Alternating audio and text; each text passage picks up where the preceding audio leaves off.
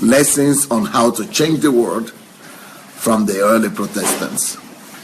Why is it that the leading Christians, the leading industrialists and people who brought about civilization in our world, and people, the scientists and the great minds of old were mainly Christians, like Isaac Newton and Galileo and all those kind of people? Why is it that they were Christians and now there are no more Christians mostly doing these things?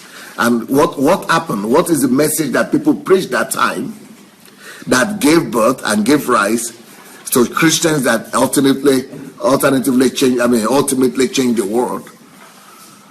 And why is it, what has changed? Why is it that today the message that we preach is rather making us to lay back, and not even be able to produce the same result that the old Christians were able to produce? Well, like I said, that everyone is as a result of the information that they are fed with. And every society is also a result of the information that they are fed with. Now, the old Protestants had a different message than the message that we have today. The old Protestants' message was capable and was cogent enough to be able to raise up those kind of men, Christians, that were capable of changing their generation. The messages of the old Protestants were strong enough and holistic enough and healthy enough that they were able to raise up the great minds, great men, and nation changers. But the messages that most of our churches preach today, they have totally been watered down, and they are a betrayal of the message that the early Protestant taught about. So the reason why the Christians of today would rather want to have instant gratification and get something for nothing and look for miracles instead of working out for their change is that is the message they are being fed with.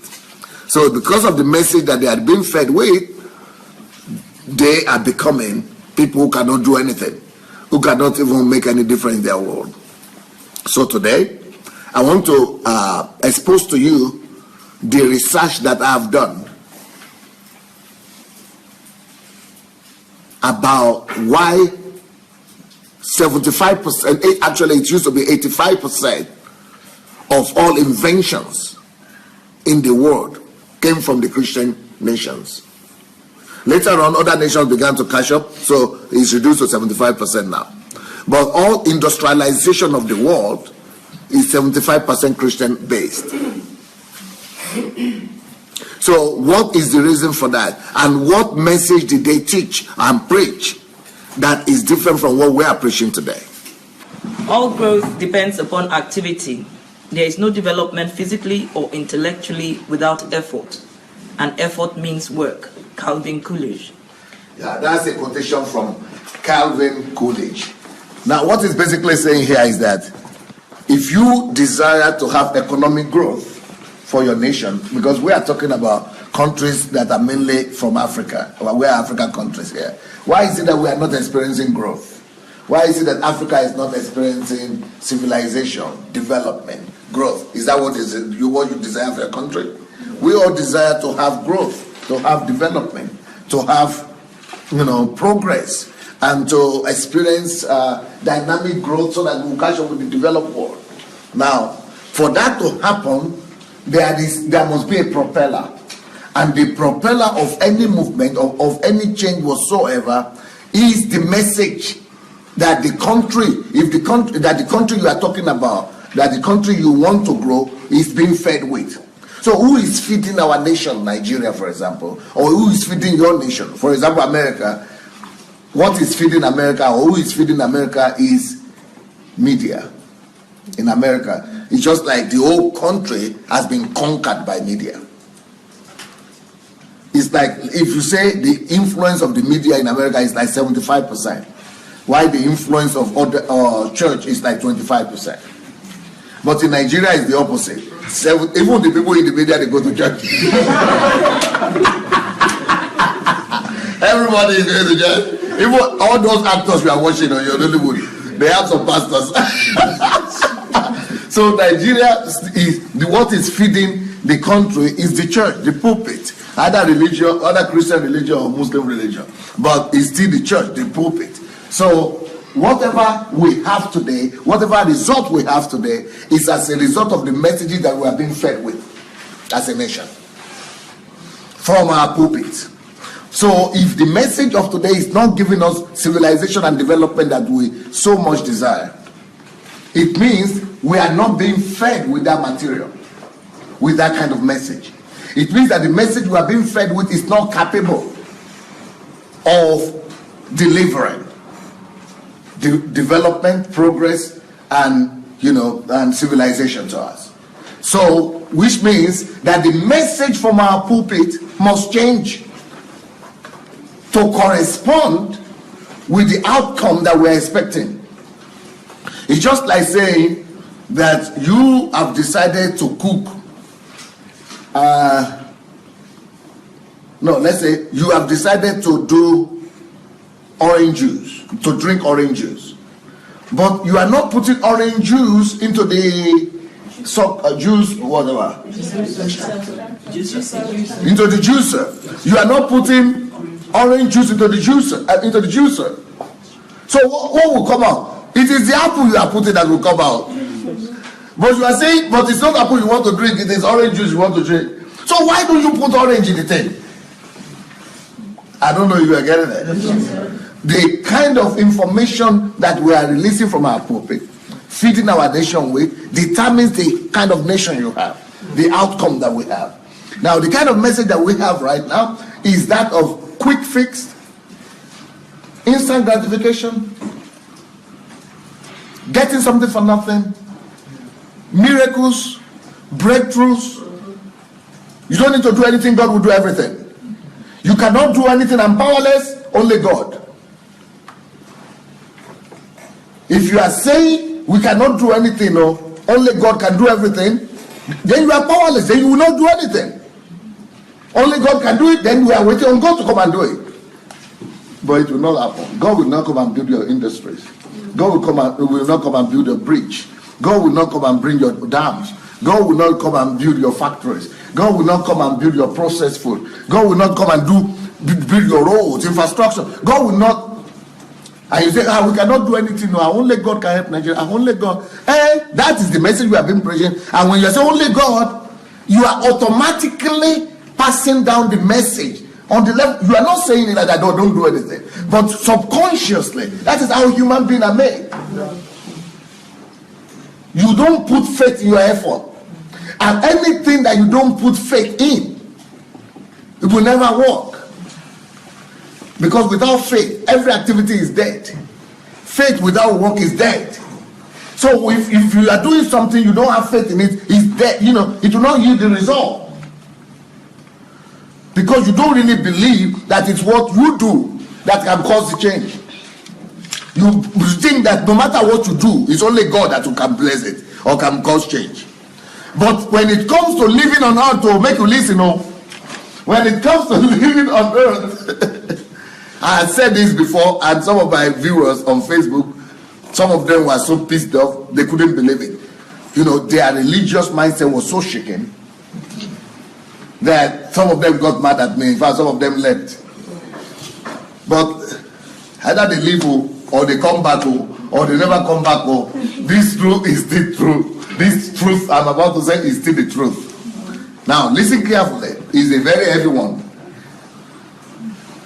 I suppose that some of you will not take your bag and go home. But in your mind, you might do that after that.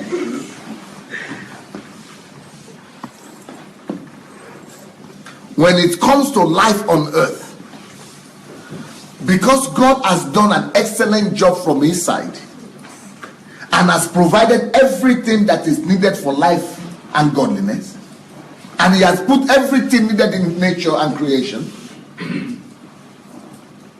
Now, when it comes to life and functioning, existing on the earth,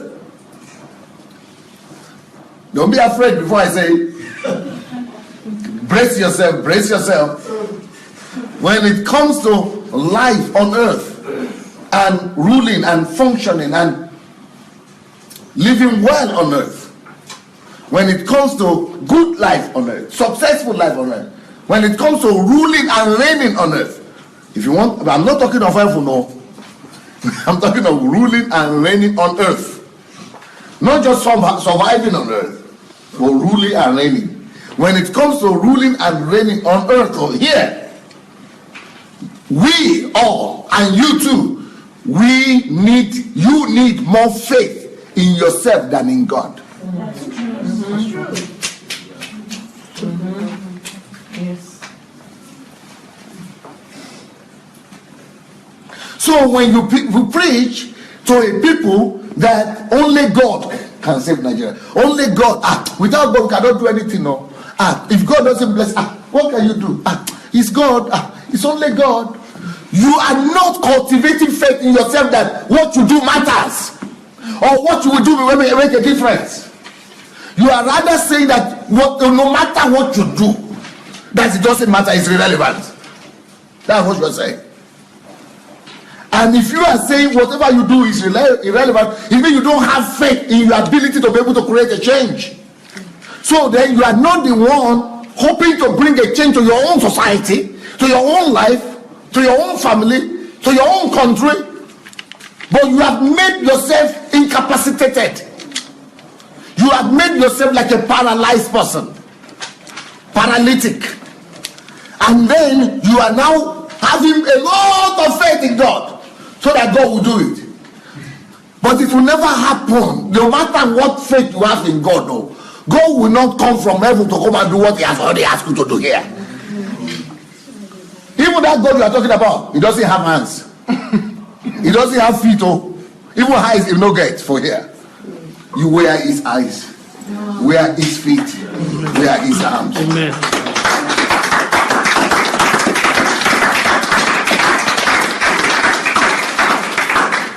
Yeah, I know you are running into trouble with that assertion. Yeah. We are processing it. But you will grow up. One day you might get there. Some people will never get there. But some of you might get there one day.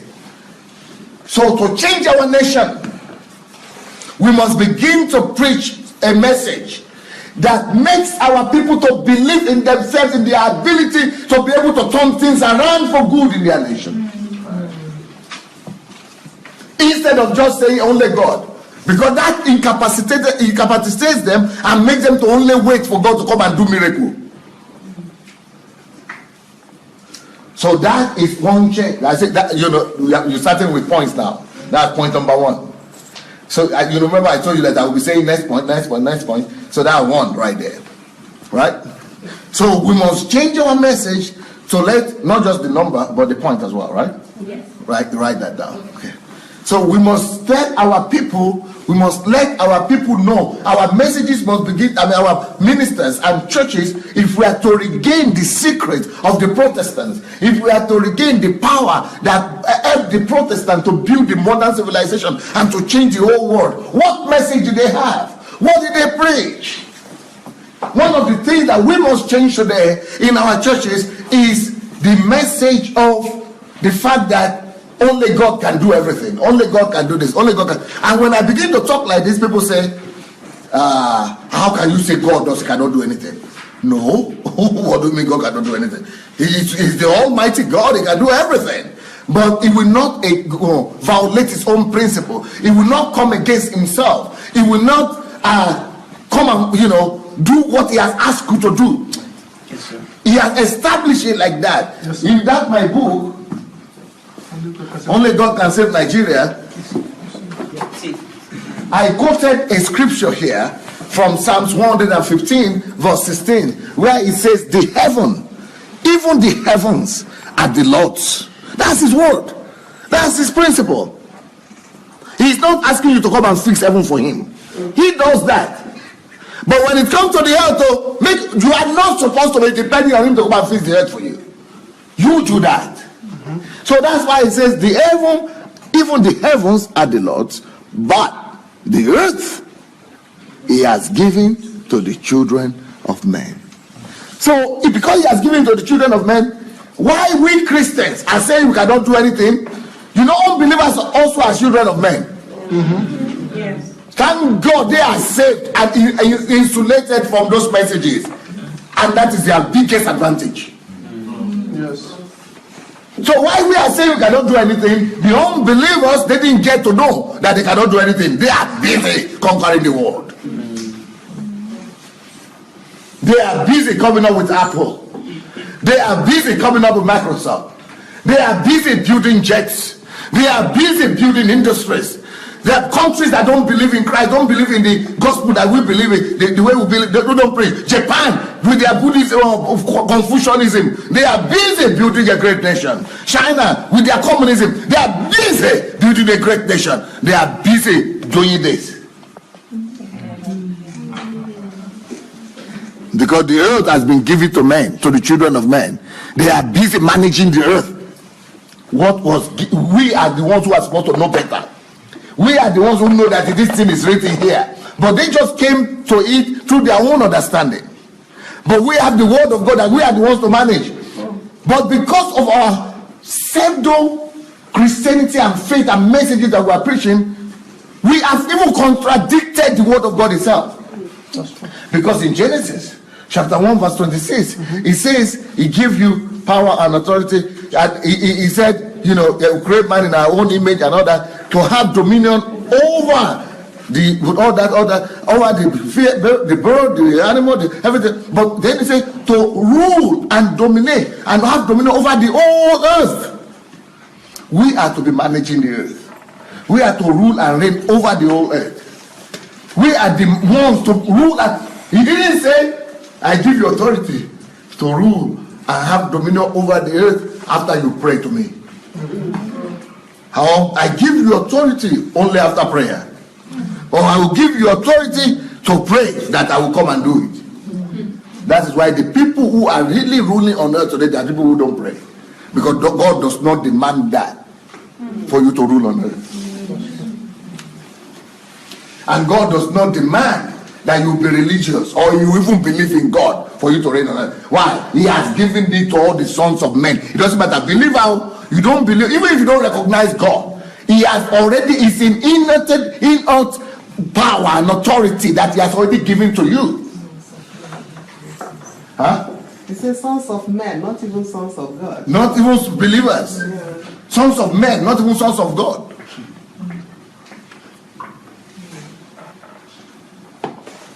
So why we have just turned the whole world upside down, turned the Bible upside down. But I will tell you today how the Christians, the early Christians, the early Protestants, how they preach the same gospel. You will know that the gospel that you know today, the Christianity that you think you know today, is not the same Christianity that the early Christians preached. It's not even the same Christianity that the Protestants preached. But the people we are going to examine today are the Protestants, because they are the ones responsible for our civilization today. Please open the... Yeah. They are the ones responsible for our civilization today. So what did they preach that was so strong that made them to change the whole world, and for the whole world to become almost Christian nation today? I mean, everybody is enjoying their civilization today. What happened in Europe? What did they preach? Because everything came from their pulpits. So the first thing is that I want you to note is that particular quotation from Calvin Coolidge. He says, all growth depends on activity. So another message that must change in our pulpit is we must replace messages of miracles, all these kind of breakthroughs,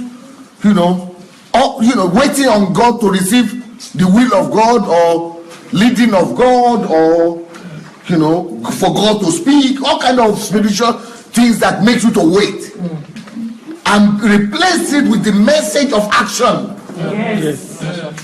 Because we are not men of faith until we are men of action. That's true, sir. That's true. Only when we are men of action do we really are we really men of faith and believers. We are not believers when we don't act. We are not believers when we are waiting on God every time. Can you imagine how many people in churches are waiting on God? Can you imagine how many people in church are saying, I'm waiting for confirmation? That God has, no, I'm not sure. God has asked to speak. I am waiting.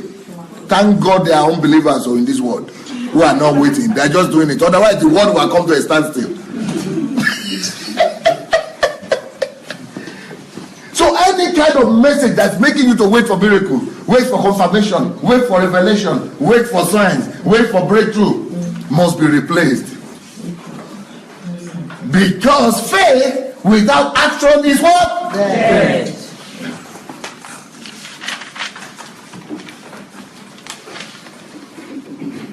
So the messages that are coming from our pulpit, now must be that is geared towards action, letting men know that until you walk, until you think, until you do research, until you read, until you go and study, until you do something, now no matter all the anointing that we are praying over you, or word of prophecy or prophetic utterances or whatever they are saying, that nothing will come to pass. But right now what we are telling them is that no, it doesn't matter what you do, we must come for that blessing, and it's the blessing that matters. The work doesn't matter. That's what we are saying right now. I tell you, that's what they're pushing right now. But that must change. It must change to the fact that all growth and all development depends only on actions and activities. There is no development, physically or intellectually, without efforts. We must begin to emphasize the next one, the individual efforts of our people. We must begin to emphasize and preach and underline and preach so strongly the importance of individual efforts. And efforts means work.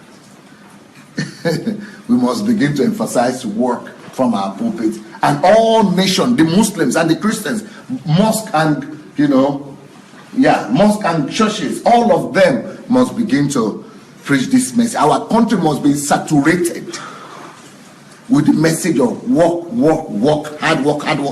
Then wonder will happen. Development will begin to take place.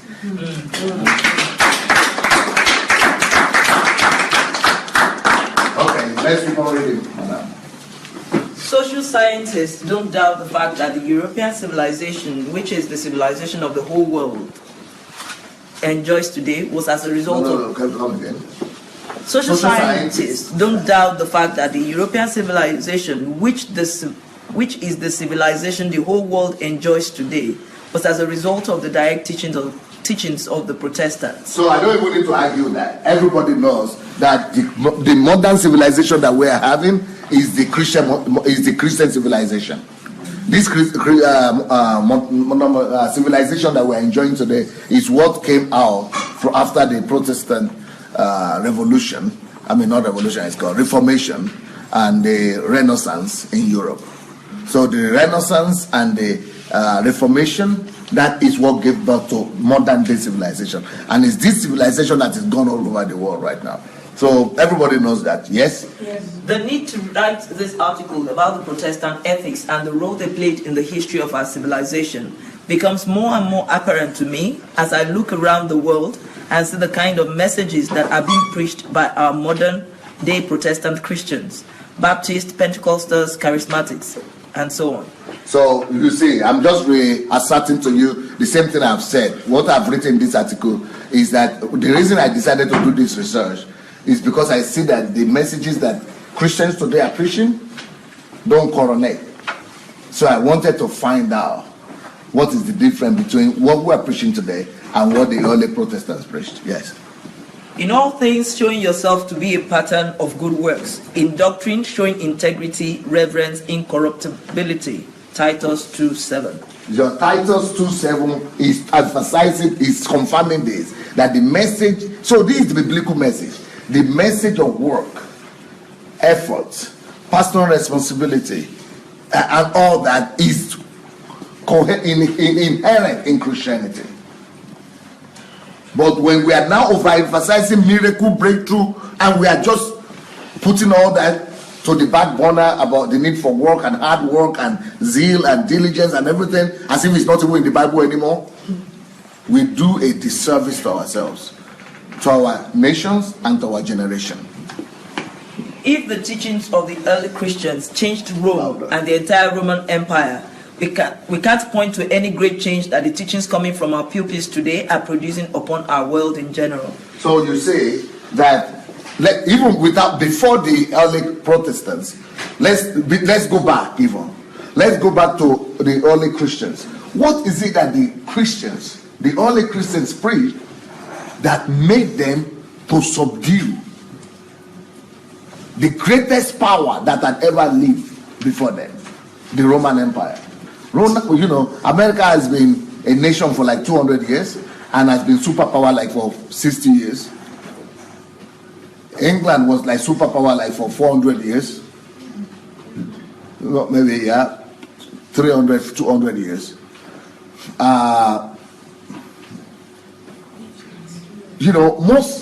No empire ever lived to be superpower for almost 1,000 years. Only Roman Empire. So it is the greatest, most enduring power that ever was.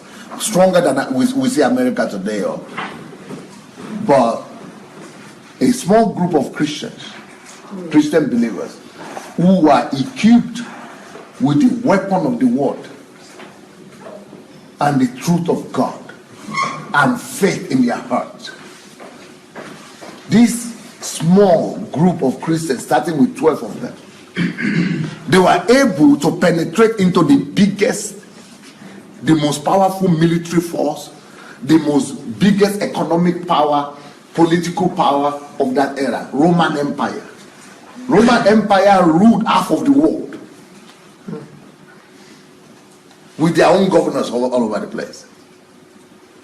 And Christianity, what did they preach that turned on Roman Empire on its head until the old empire collapsed and Christianity kept on going strong? What is it that they preach? What power was in Christianity that changed that kind of empire, that kind of power and force? Because they preached the right gospel, you see. And we today, we cannot even shake our city. Some people cannot even change their gospel, cannot even change their village. Talk less of their country. Talk less of the whole world. Paul was testifying and said that he had preached and subdued all of Asia to God in Romans 15. And they were now going to Europe in one generation. So what did they know? What did they preach that we don't know today? Because that message of instant gratification, that message of blessing, that message of we cannot do anything, only God can do anything, everything, is an anti-Christian gospel that is doing more harm to Christianity. Even though God is a miracle worker, even though God, is a healer, is a miracle worker, but we don't look for miracles in Christianity. That's not the message. Those people believe in miracles, so the early Christians, they had more miracles than we are having today. But the miracles were following them. They were not running after from one place to the other for looking for miracles. That's the difference. And he even said it, that these signs shall follow them that believe. But today, we are the ones, we are the searchers and the lookers. We are the ones looking everywhere to the end of the earth for miracles and for blessings. It's the wrong gospel. So, even the early Christian faith, we saw the power of Christianity. We need to regain it back. So that's another point why we must change our message. If the teachings of the Protestants in Europe gave birth to the Protestant ethics and the modern civilization, it becomes alarming that most of our charismatic the early Christianity gave birth to the conquering of Rome and the old Roman Empire, and the middle Christianity that the Protestants gave birth to modern civilization. So it means Christianity has power, not just power to heal. Because those days, even though they had power to heal also, but they were emphasizing more the power to change nations, the power to change the world, the power to subdue the earth. That's why Jesus was saying, go and make disciples of all nations. Even though he had power to heal, but he was emphasizing the power to change nations.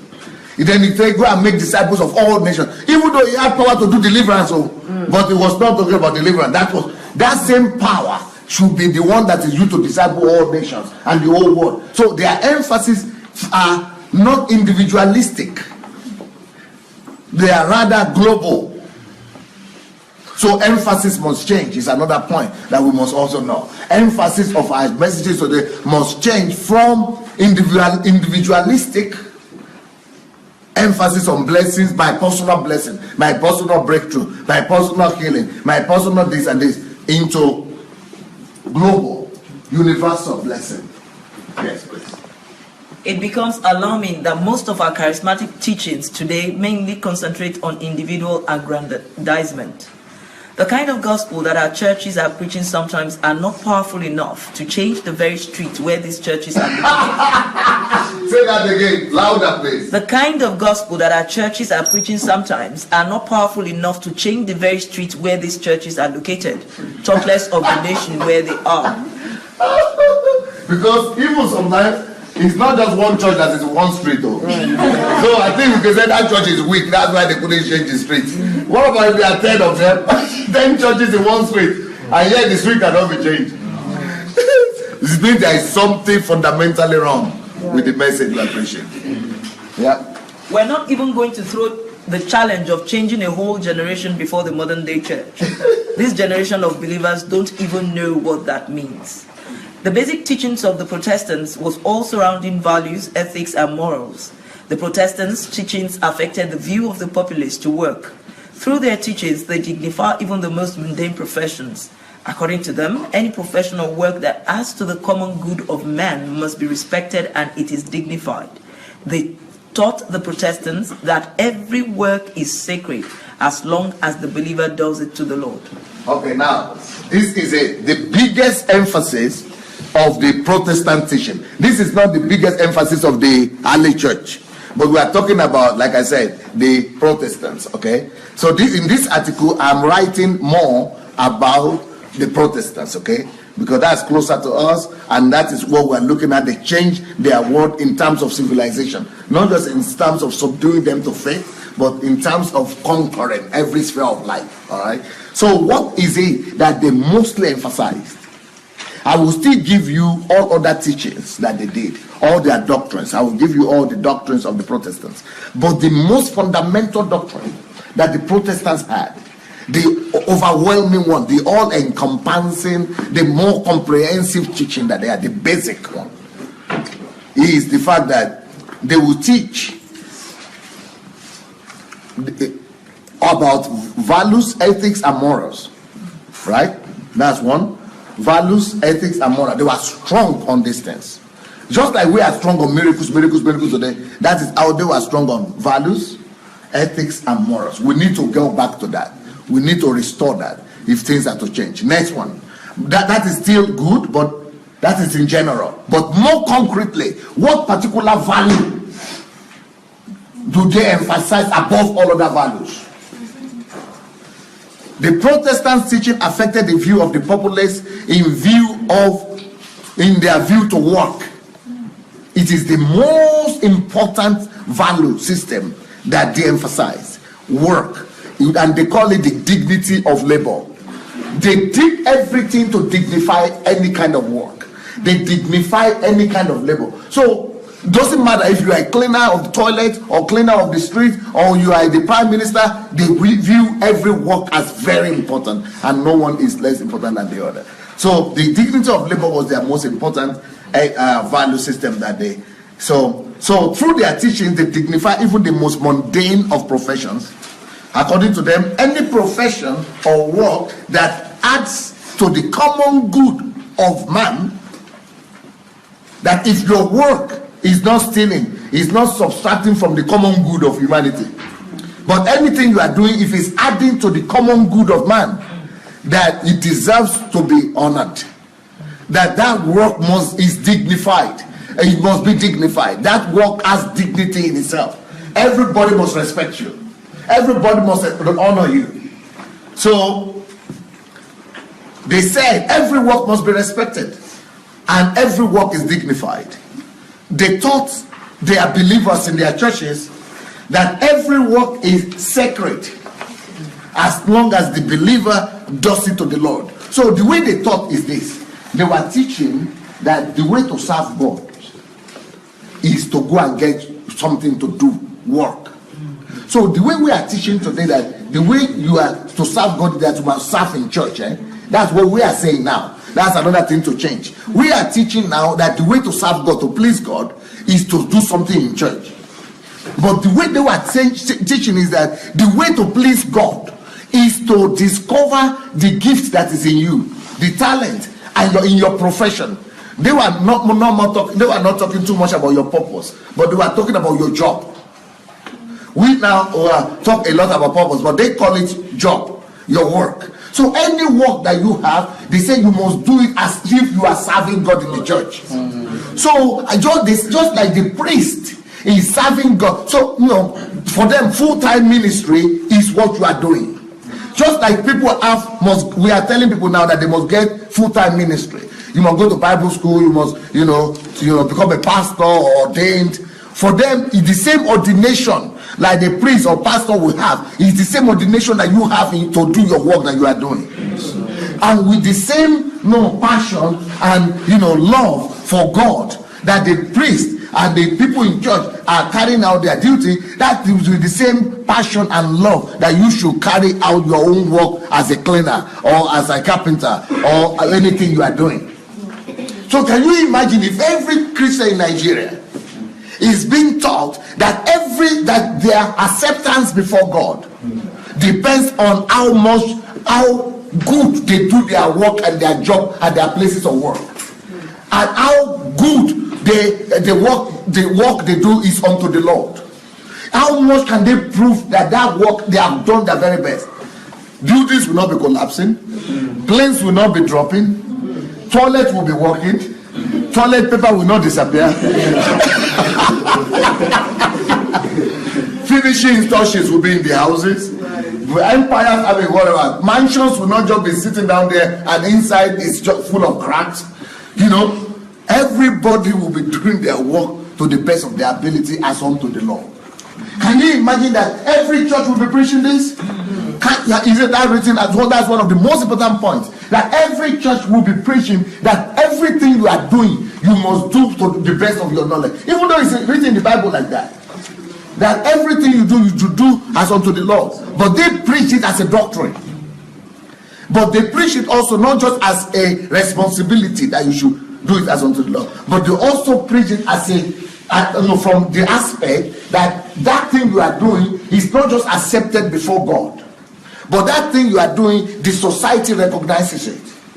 That work you are doing, it doesn't matter how mundane it looks, that the society, they make sure that the society honor that work, anybody's work, and that your work has dignity.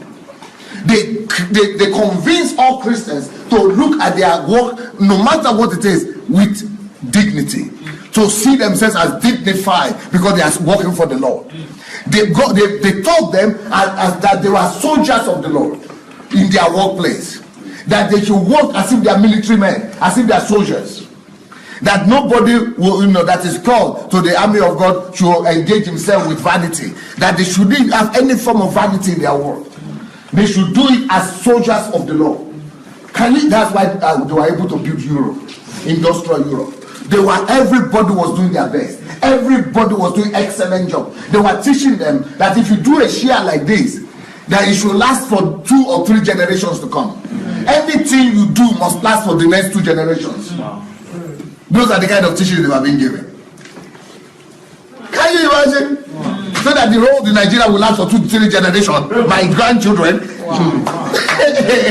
the airport, the aircon, everything. That is what brings about quality.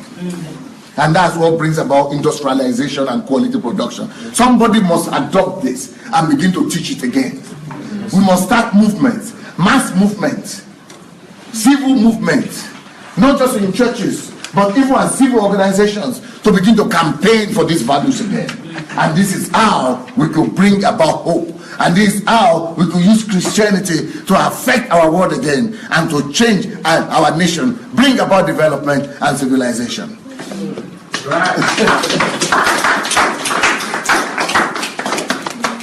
In their churches, the Protestants taught believers to go out of the four walls of the church to demonstrate their love for God by how they serve fellow humans. The emphasis of the churches were not in how much work or homekeeping is done in the four walls of the church itself. They rather told the Protestants to go prove their love to God at their workplaces through the quality of their works. See the difference? That's another major, it's a similar thing I've just said, but it's a major difference. Today, we are telling people that the best way for them to prove God, to God that they love God, to prove their love to God is when they come to church. So we are making people to come to church almost every day now. But that time, it is on Sundays you come back to church. Maybe unless you have some other things to do in church midweek. But the place where you place God that time was regarded not as church, not as the church. The place where you please God, the place you can please God is your place of work. Do we need that today? Yes. That is how we could regain back the lost significance of the Christianity. It is believed that every work you do is unto the Lord, and your love to God must show in the quality of your product. This led to a drive in everybody to do their best and produce the best possible qualities. As a result, these products were the best in the market. Eventually, they became the best in the world, bringing revolution to the European economy. See, you get what I'm saying? When you are being taught that anything that you produce this pen, it must last for 3 generations. When you are being taught that everything you produce, this your crochet or whatever you call it, must last as much as possible. Not just for 1 month, but must last for 3 years. Anything that you do, anything that you do, clothes, it must last not just for 2.5 years, but for 10 years. Anything that you do must, then you begin to do so much quality. This is the key to qualitative production. When people fear not men, not police, not the law, not money, but when people are more afraid of God and they know that whatever they are doing as unto the Lord. So they were taught that these services they are producing and these goods they are manufacturing, that they are doing it as unto the Lord, and they must do to the best of their knowledge. That is how the economy began to, because what happened was that everybody all over the world started coming to Europe to buy European products because they were reputable for having not a bad product. Now, this is your message, then you go take it back to Abba. Okay, that's what we are taking back to Abba, both to the governor and to the Abba boys. Who is from Onitsha? Is anybody from Onitsha here? Or from Anambra State? Anambra. Okay. You are going to take this, we people have to take this back to over there because they are doing fake a lot. Everywhere. So we must take back the real stuff. So can you imagine if everything that is being produced in Aba, is lasting for generations to come? Yeah. We are going to, all the Chinese will be coming to us to buy. Because everything depends on the philosophy that you put into what you are producing. So the philosophy that they put into what they are producing was the philosophy that we are doing everything as unto the Lord. And then it must be the very, very best in the world. So what happened was, nobody likes to be skewed. Nobody wants to, like for example, you see that this man, who noticed the change in this thing I just brought now? Who noticed the change? Black. Because the white one that I bought, I lasted just 1 week. Last week. Yes, and I've been spending, okay, that one was 800, no, 2 of them I bought, 800 grivni or something like that. So in the last 3 months, I've bought like 10 of these. But one American guy came to Ukraine and went to the shop and bought real one. I will show you. You have to come to me. I will show you how it bought. So he gave me his own. He went to buy a Ukrainian made one, but not this one. These ones they want to make you look as if they are Apple. but it's worse. But the Ukrainian, just no more Ukrainian something, which must, anyway. So this is fake. Nobody wants to do, I feel cheated. I don't want to buy anything like this again from them anymore. Why? Because every week I'm buying 1,000 hryvnia, and it's not good. So, but I want to buy once and for all, so that it will work, for as long as possible. That is the way everybody is. So when Europeans now started producing quality things that were lasting and better and serving better than everybody else, people from all over the world, Europe became the destination. Before it was the Europeans driving all over the world to sell their things and to explore and get things. People started coming to Europe. Everybody wanted to buy things that were made in Europe. It's all coming as a result of the teachings of the Protestant churches.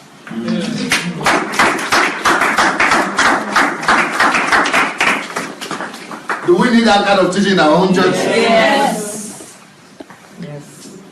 So the people who say that I've lost my mind, that I'm not quoting the Bible every day and saying, Jesus went from Nazareth to Capernaum, and the woman with tissue of blood and said he'll be. You don't just tell stories. Yeah. Let's know how to apply it. Okay. The most revolutionary aspect of this teaching, however, is the fact that the Protestants began to look for ways and means to serve God better through inventions, through discoveries, researches, sciences, factories, industries, leading to, at first, up to 90% of all inventions of the world coming from the Protestant world. Up till recently, 75% of all inventions from the time of the Industrial Revolution is credited to the countries where Protestant ethics were taught. The dilemma of the European economy before the capitalist teachings was the fact that when... Wait. The most revolutionary aspect, that's another point, of this teaching, however, is the fact, because this kind of teaching brings about revolution. Yes, sir. This emphasis on, serving God with the works of your hand. Serving God with what you produce. And doing the best through the works of your hand for God. It brings about revolution. It will bring about revolution in our country too. It will bring about industrial revolution. But we must make sure that it permeates the whole society. Churches, schools, colleges. Everyone must know that this is a national value. Okay? So the most revolutionary aspect of this teaching, however, is the fact that the Protestants began to look for ways and means to serve God better through inventions. Why? What led them to inventions? Because the Protestants began to teach in the churches that we were made in the image of God and likeness of God. And that if God is the creator of everything we see, that we are his image, we are also co-creators with him. That everybody should begin to think of what they could create. And how they could use creativity to serve God. So they were using creativity, they were using their mind to look into them, to look for ideas of what they could do like God. Because they have been taught that they have carried God's image. They have been taught that they are like God. That if God is the creator, that was the quality of God that they all emphasized so much. That they didn't emphasize so much other things like maybe love or something, but they emphasized the fact that God is the creator. He's the Almighty. So, and he's in you, and he wants to be like you. He made you in his own likeness. So you too will be like him. Can you imagine if we begin to tell every Nigerian that they could create something, that they could invent something? So that led to discoveries in Europe. A lot of discoveries, so much that 90% of all discoveries in the world were coming from these churches. Inventions, discoveries. They started doing researches. They started developing science. They started developing factories, industries, etc. And that is how the Industrial Revolution was birthed. That is the birth of Industrial Revolution. Being co-creators with God. The dilemma of the European economy. For us to give back to our own Industrial Revolution, we must feed our people. We must saturate our societies, our churches, our schools with this kind of knowledge that we are all God's image and God's likeness, we could do what he has done at the way he does it. The dilemma of the European economy before the capitalist teachings was the fact that the dilemma of the European economy before the capitalist teachings was the fact that when landowners employed laborers, they could not make these laborers give their best. The only incentive. What I'm in this article here now, this particular point, I want to paint for you a contrast from this moment. I want to paint a picture of contrast to you so that you know that Europe was not always like this. Europe used to be like, it used to be worse than Nigeria at this point. England was worse. Germany was worse than Congo, Zaire. It was worse than Nigeria. You go and read history. Go and do your own research. People were dying in the streets of London and nobody to pick them up. Stinking, dying. People, dead body everywhere. Prostitution. At a point, I think it got to almost 30% of the whole population of Great Britain was involved in, women, young population was involved in prostitution. Just for you to know how bad things were. Drunkards. Just like Nigeria today, that's the way it was. Only like 1% of the population had all the money. All of Europe. They were aristocrats. Rich and wealthy people. While the masses, 90-something% of the masses were just slaves. Serfs. Yes, and dependents, poor, drunkards, lazy. Worse than Nigeria now. So what happened? Make me read. Start that paragraph. Okay. The dilemma of the European economy before the capitalist teachings was the fact that... So before these Protestant teachings, because why do I use the word capitalist there? Because the Protestant teachings is regarded as the birthplace of capitalism. Because responsibility for work. That's what they believe gave birth to the modern capitalism. Yes. So before these teachings, what happened? The only incentive that was widely known and used... before the dilemma. There was a dilemma in the European economy before the teachings. Okay. The dilemma of the European economy before the capitalist teachings was the fact that when landowners employed laborers, they could not make these laborers give their best. So who are the landowners? Those were the 1% of people who had money. Just like today in Nigeria also, the few people who have money. So, but every other person was just like slaves to them. So the people were protesting, and the way they were protesting is that the landowners, the capitalists, the owner, they couldn't get them to work because nobody wants to be slave working for other people. You get it? Yes. So that was the dilemma. The dilemma was that the laborers would not like to work. They couldn't give their best. They didn't want to give their best. The only incentive that was widely known and was used that time was that, okay, if you do more, we will pay you more. Just like today also. Do more, we will pay you more. So they were just trying to say, okay, it's money. That through money you could change people. But they discovered that also didn't work. And it's this reminiscent of what you were telling me, that those people just need some money first. But it is not the money that is the problem, it's the value that is the problem. Because when they begin to get money, they will first of all do better in the beginning as an incentive. Then when they are used to getting it, they will relax back again, they will fall back again and begin to ask for more again.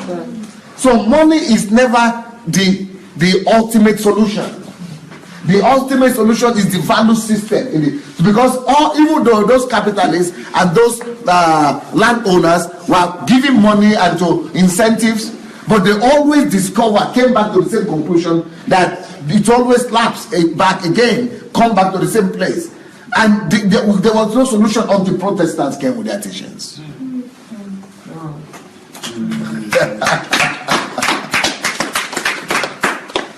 Yes, please. The only incentive that was widely known and used was an increase in wages, thinking that when there is an increase in wages for laborers, the laborers are supposed to view their works as more valuable and so work longer and harder. However, in the real sense, the laborers often spent less time working and not hard because the reason that they were being paid as well anyway. More valuable than money. So we must begin to teach these things in our churches, that values are more precious than monetary gains. Yes, please. They would rather go and drink. Go drink and go back again. Okay. However, in the real sense, the laborers often spent less time working and not hard because the reason that they were being paid as well anyway. They would rather go drink and leisure. Okay. However, in the real sense, the laborers often spent less time working and not hard because the reason that they were being paid as well anyway. The reason they were being paid well, No, that they were being paid well anyway. Now they have increased, yes. So they would rather go. They were being paid well anyway. Yes, okay. Yes. So why work harder? I already have my salary. Let me go and drink. Yes. Okay. They would rather go drink and leisure. So you understand, that's the same thing I just explained to you, right? That money is not the ultimate solution. Values are. So in Nigeria now, everybody is telling me, oh, it's because of the economy. No money. If they could just solve this money problem, if they would just fix the economy, let money begin to flow. You will see another Nigeria. You will see another Nigeria. If money begins to flow, everything will be okay. No. The only problem Nigerians have is money. If the actual is resolved, we don't have any problem. Everything will just be okay. Myth. It's a myth. It's a myth. It's a deception. Money and monetary things and physical things don't give lasting solutions. Material and visible things are only temporal. Only values, the invisible qualities, values last for time and eternity. Value system is what we need, not more money. More money will come as a result of value. Values bring money, but money brings loss of values. Values is what bring money. Why money, the abundance of money brings loss of value. Yes. It is this attitude that made Germany to be known as a country of lazy drunks. Can you believe that Germany used to be known as a country of lazy drunks? That used to be their name. Germany today is the most disciplined country in the world, at least in Europe. You know, as a result of what? Protestantism, because it started from there. Martin Luther, they started teaching. From the country of drunks and dirty drunks, lazy drunks. They used to be known as for two things: laziness and drunkenness. Germany. So if that is possible to turn around in Germany, it is also possible to turn around in Nigeria. Yes, sir. So what is it that we turn it around? Teachings, the right information, the right spread, and of information, value system. Okay, but the Protestant teachings changed all that because people viewed their work. Okay, it is this attitude that made Germany to be known as a country of lazy drunks who don't wish to work. But the Protestant teachings changed all that because people viewed their work as a way of proving their love to God, so they try to do their best and give the best quality to God by giving the best quality to man. You see? So that is what is missing in the church today. We don't have this today anymore. Listen to this again. People viewed their work as their way of proving their love to God. They view their work as their way of proving their love for God. They view their work, not their tithe and offering like today. Today, the way they want you to prove your love is only through your giving. Prove your love through your giving. Prove your love through your giving. Give this thing more. Give more of this. Second offering, third offering. I saw somebody here. 1,000 people here. $1,000. 28th of December. It means 28,000, 1,000, 2,000, something. all kind of manipulation. We want people to prove their love to God through giving.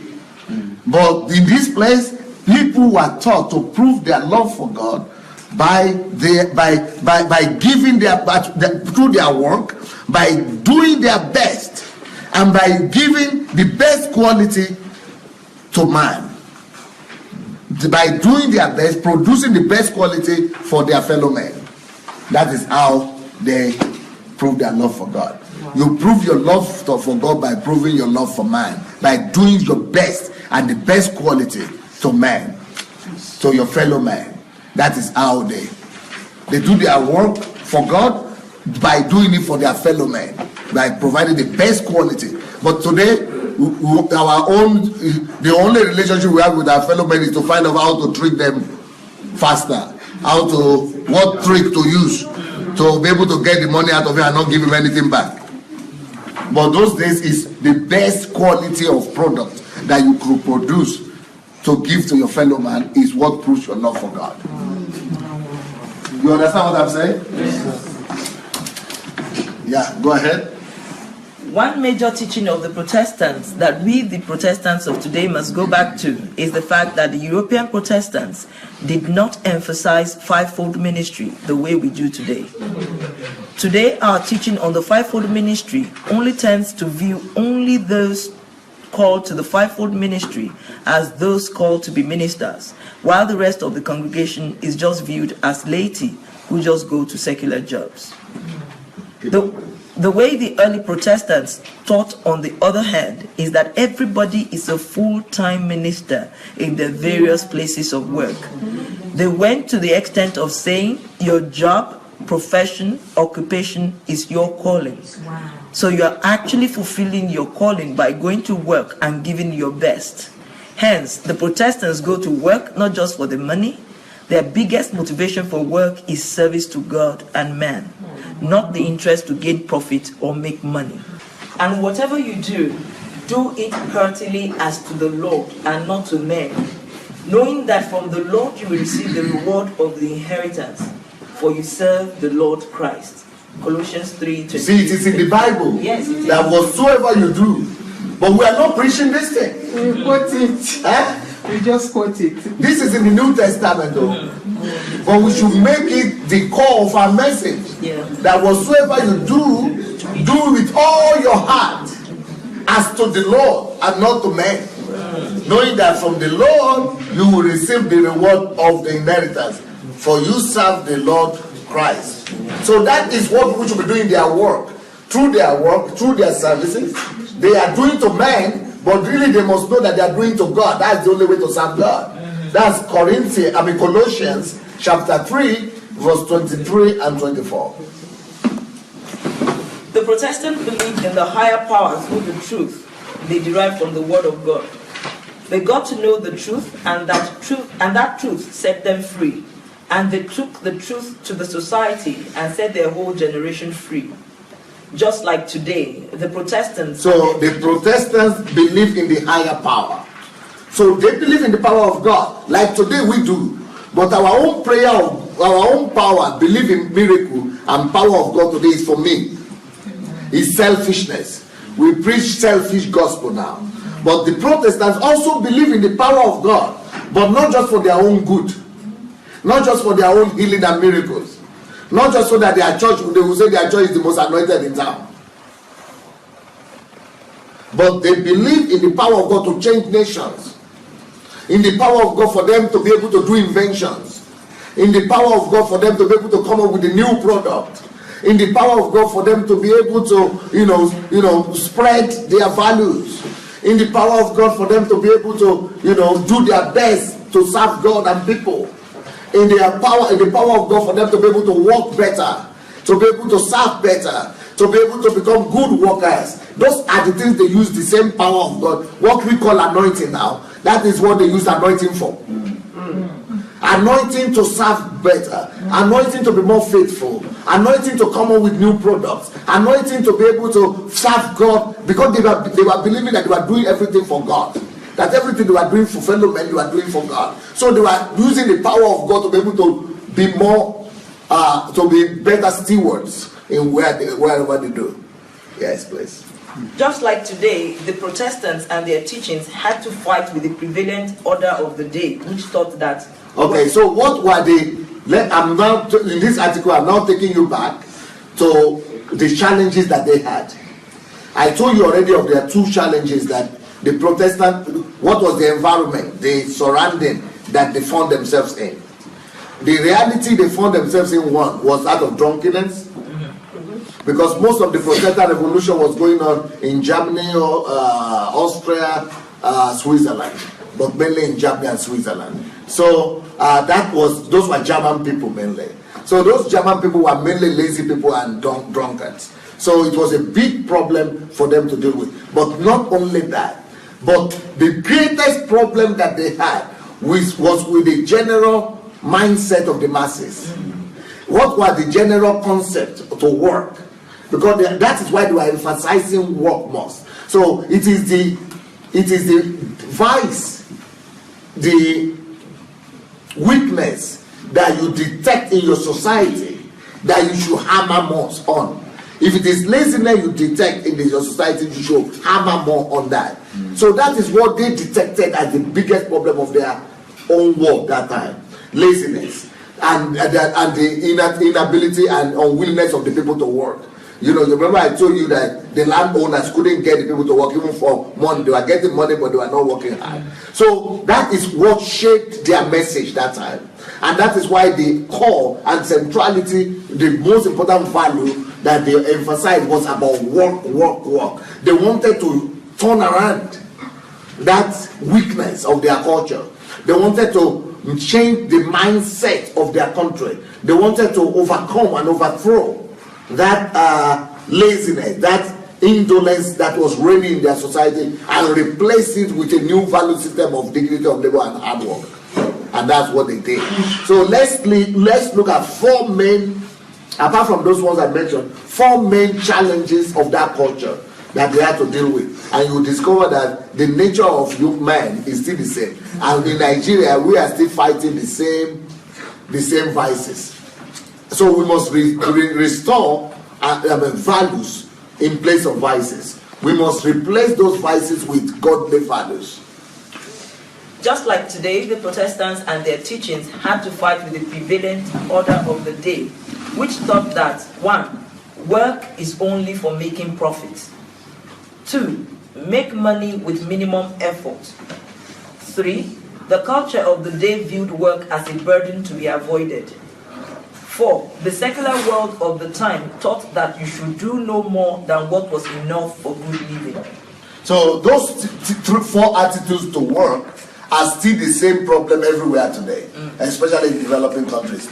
The number one problem was mentality they had, is that work is only for making profit.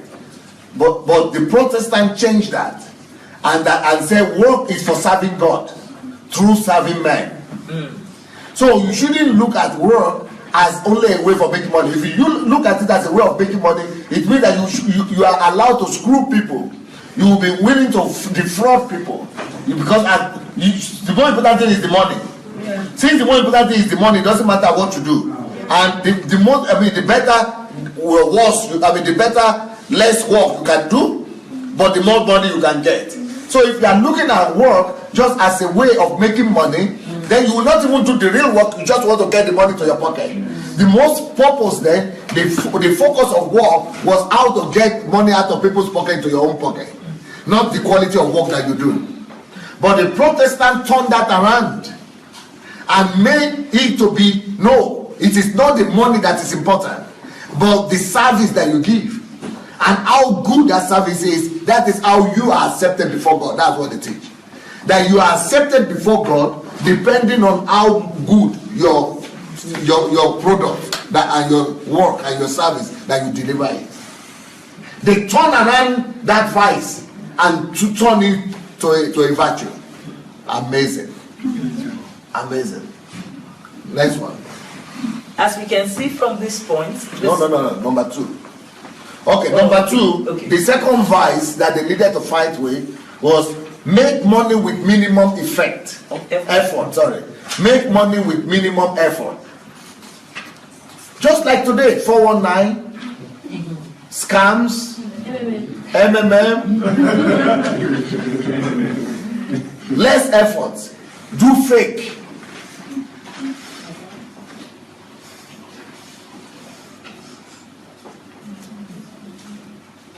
Sell cement for 1,000 naira and put the worth of 200 naira there. Only 200 naira and you get 1,000 for it. Just make most money with minimum effort. Do a little pretense that you have done work and ask for more money. Get the contract, tell them that it's going to cost $1 million and do something that says, it has increased, so market don't change. And it's now $3 million. When focus is money, how to get money from other people, not in dignity of labor and not in service to God. They used to have less effort just to be able to get more money. But now it was turned around by the Protestants. People began to say, you have to do your best. Do it so much that it will last for generations to come. Number 3, the culture of the day viewed work as a burden to be avoided. They used to look at work as problem. It's a pleasure that was reigning.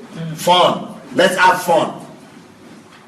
You know, there are some people up to now that are thinking like that. That on Monday when they need to go to work is tragedy to them. But Friday, they are just waiting for Friday to come. Thank God it's Friday, yeah. So it's the same mentality here that they used to have. That they view work as a burden to be avoided. And fun, pleasure as the real purpose of life. The Protestants changed that. They said actually it is the amount of work you do that determines how God accepts you or not. So people began to work, even if it's not work day.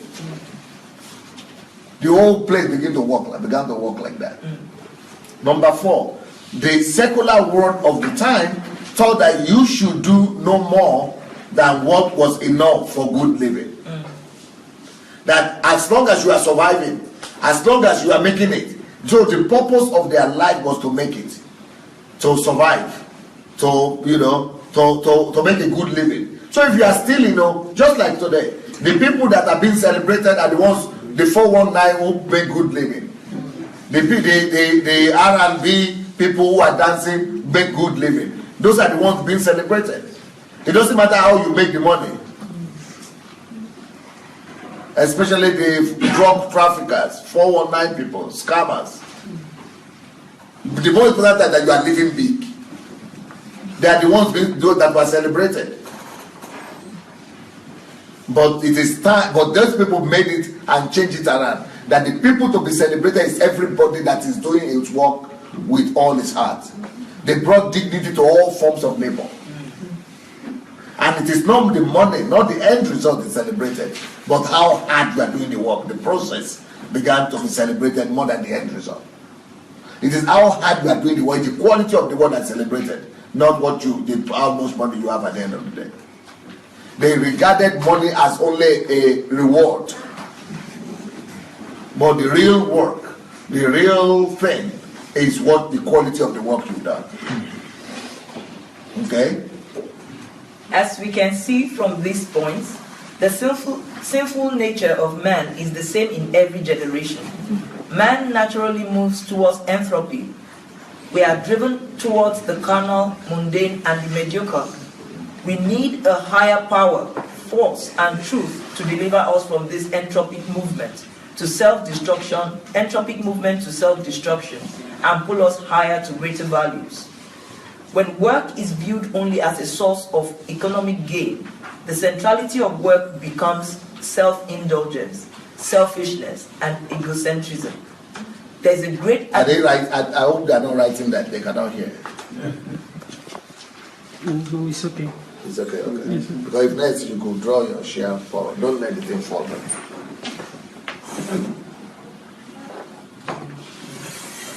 More. Okay. Thank you. Start that again. As we can see. Okay. As we can see from these points, the sinful nature of man is the same in every generation. Man naturally moves towards entropy. We're driven towards the carnal, mundane, and the mediocre. We need a higher power, force, and truth to deliver us from this entropic movement to self-destruction and pull us higher to greater values. When work is viewed only as a source of economic gain, the centrality of work becomes self-indulgence, selfishness, and egocentrism. There is a great advantage when work and economic gain is viewed from the perspective of moral and spiritual significance. Another very important aspect of the Protestant teachings is that money is simply a byproduct, a natural consequence, a compensation. It is never the goal. The quality of goods and services are always viewed as more important than the compensation. If I do my best and produce the best products, that is my purpose, then I shall definitely be compensated. The byproduct will come when the product is good. I think it will be interesting for us to know from what perspective the Protestants preached faith. They preached faith not as a means. Let's stop from here. Okay. When work is viewed only as a source of economic gain, the centrality of work becomes self-indulgence, selfishness, and egocentrism. There is a great advantage when work and economic gain is viewed from the perspective of moral and spiritual significance. Okay. So one thing that we have to change again in our teachings and our pulpits today, our messages today, is that we must teach our people, our congregations, that work is not just for economic gains.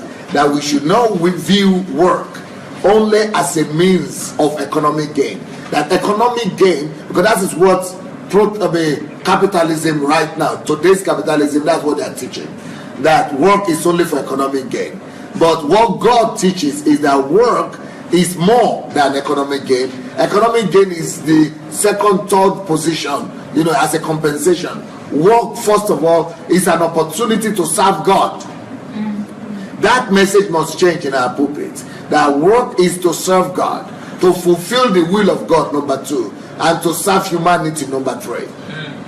So work is our opportunity to serve God. Secondly, to fulfill our calling.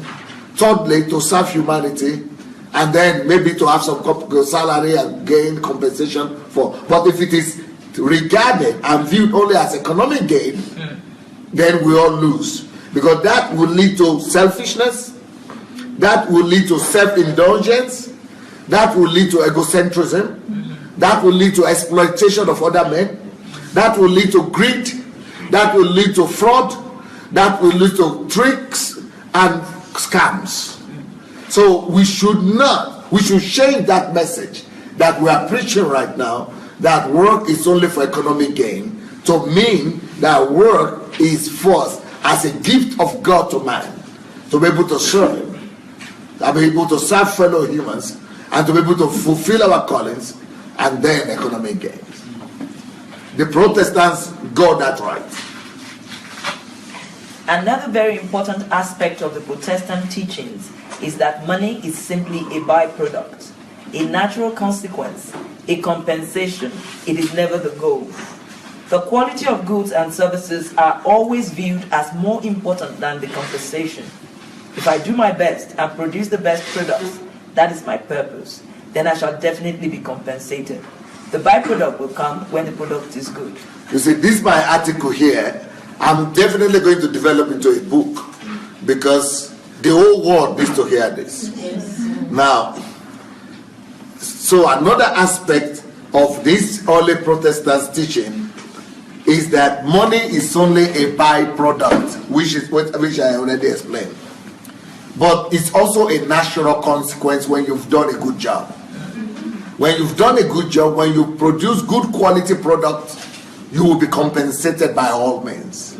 Even if you are not charging for it, grateful people who are grateful for the quality you have produced will always bring something to you as their gratitude and as your compensation. So income, money, profit is a natural consequence for people who do quality work to serve God, to serve man, and to serve their own purposes. I mean, their own goals. So money must, the church message must change in our pulpits. That money is not the goal. That the goal is, are you writing the points? Money is not the goal. That the goal is service to God, to man, and to your calling. And that money will become natural consequence. I mean, natural, byproduct, natural consequence. So when you have quality of goods and services, you will have money. That you should just be sure of that. So if you do your best and produce the best product that you could, and the service, the best service that you could, you fulfilling your purpose to God, to man, and to your calling. And then God will cause, I mean, not just God, even humans will cause your compensation, monetary compensation to come. But God will even cause more eternal compensation to come to you. Yep. I think it will be interesting for us to know from what perspective the Protestants preached faith. They preached faith not as a means of personal gain or profit. The Protestants preached that through faith we can endure. Now, that is a problem that we have today. The way we preach faith today is mainly for personal gains. The way we preach faith today must change. That's another thing we must learn from the Protestants. They didn't preach faith for personal gains. Their preaching of faith was, to endure, to pay the price, and to go through the process. Faith to be able to endure what they need to endure. Faith to be able to pass through what they need to pass through. Faith to be able to go through the process and get the end result and get the reward. But the way we have preached faith today is that faith is only for me.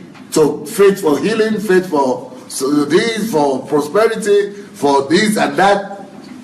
Egocentric faith is what we have been preached today, and that we are preaching today. It must change if we want to change our word for God. For example, I need faith to keep on working on my product. I need faith. So I need faith to not to give up, because when you want to produce any product, it's hard work. It's a tough process to produce anything at all. So that is where people knew that faith is needed. That's where the need for faith is. To have faith that you get to the end. To have faith that you endure. To have faith that you will be persevere to the end. That is how faith works. That is the constructive faith. That is the productive faith. Rather than instant microwave faith that we are being preached today. That we are being taught today. I need faith to give my best. I need faith to endure the process of production. I need use that again, for example. Okay. For example, I need faith to keep on working on my product. I need faith to give my best. I need faith to endure the process of because for you to give your best, you have another force pulling you back. The force of indolence. The force of, insolence at the end of the day. And the force of laziness. The force of the flesh that maybe you should just cut corners. Maybe you should just. So you need faith to really believe that at the end of the day you'll be rewarded. You need faith to really believe that you should give your best and it's worth it. That is what faith is for. Yes. Okay. I need faith to give my best. I need faith to endure the process of production. I need faith to persevere. I need faith to pay the price of self-denial, of sacrifice, of repetition. I need faith to keep myself encouraged while I go through the hardship of labor. You see, that is what faith is. And this is the kind of faith that we need to begin to preach in our churches today. Not faith for instantaneous reward. Not faith for, getting something for nothing. Not faith for, instant gratification. Not faith for, just giving money and sowing seed and things like that. It is faith for you to be able to do your best everywhere you find yourself. Faith that you believe that God will reward you. God will give you the strength to be able to endure the process, the difficult process of production of anything you want to produce. The difficult process of research. The difficult process of working hard. Like for example, when I was in the university, I was coming after classes to the library, and I would sit there for 6 hours. And the biggest thought I needed to fight in me is that, is this going to be worth it? And nobody is saying this. Nobody is even going to reward me. Nobody is even aware that I'm doing this. But inside me, I just know that God knows. But I didn't know that apart from that, the fact that God knows, I was building some virtues. I was building some content of character. I was building some qualities into my being. That even without God, the fact that I was disciplining myself 6 hours for 7 years, for 6 years in the university, for 6 years, I was doing that 6 hours every day from Monday to Friday. It was changing me and I didn't know. So I was always fighting with the thought that, but nobody sees this. Will it pay off? Will I get a job even after I finish? Will it work? So that's where you need faith to know that hard work will pay you off, that endurance will pay off, that perseverance will pay off, that going through the process will reward you. That is what faith is meant for. And it also takes faith for you to persevere, to know that at the end of the day you get a crown. It also takes faith for you to keep on repeating. You have been going to, repeating one and the same thing. Like what I'm doing now. I'm doing this daily broadcast, morning and evening. How am I sure that people will get it? That it's going to be worthwhile? I don't know. That's when you need faith to keep on going. I'm doing what I'm doing right now, HMT. How am I sure that you people will produce the kind of result that I'm expecting? No guarantee. That's where you need faith. This message that I'm preaching, that our pulpits must change, our messages must change in the pulpit. This message really is for pastors and churches. But here today, they are not even here to listen to me. I don't even know who is listening. That's where I need faith to believe that God will cause it to come to the right ears, and God will cause the right people to hear it, and God will cause that men will be quickened in their spirit to bring forth the fruits of it. I kill myself every day to be able to do what I'm doing. But that's why I need the faith. This is where faith is needed. Faith to sacrifice, faith to persevere, faith to endure, faith to let go, faith to lose yourself. But the kind of faith that is being taught to us today is faith for self-gain, self-profit, self-interest, egocentrism, selfishness. That message of pseudo faith must change to the faith of the Bible. Yes, please. The Protestants preached that faith is necessary to planning. They encouraged their members and followers to see into the invisible world. What is planning, and why is faith connected to planning? Faith, the Protestant knew that planning is seeing into the future. Planning is seeing the invisible. And that is faith. Faith is the ability to see what other people are not seeing. Faith is the ability to see into the invisible realm. Faith is for you to see the better future of Nigeria in the next 30, 20 years, 10 years that nobody believes in. But you believe so much that you have faith, and that faith is causing you to sacrifice today. That faith is causing you to work hard right now. That faith is causing you to plan for the change to come.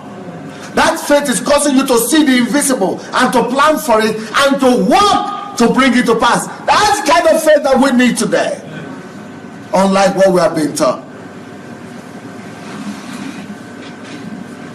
Yes, please. The Protestants taught their followers that faith is needed for hard work because every hardship on its own discourages. Hence, you need faith not to be discouraged. No. Go back again and start that paragraph again because you jumped something. The Protestants preached that faith is necessary to planning.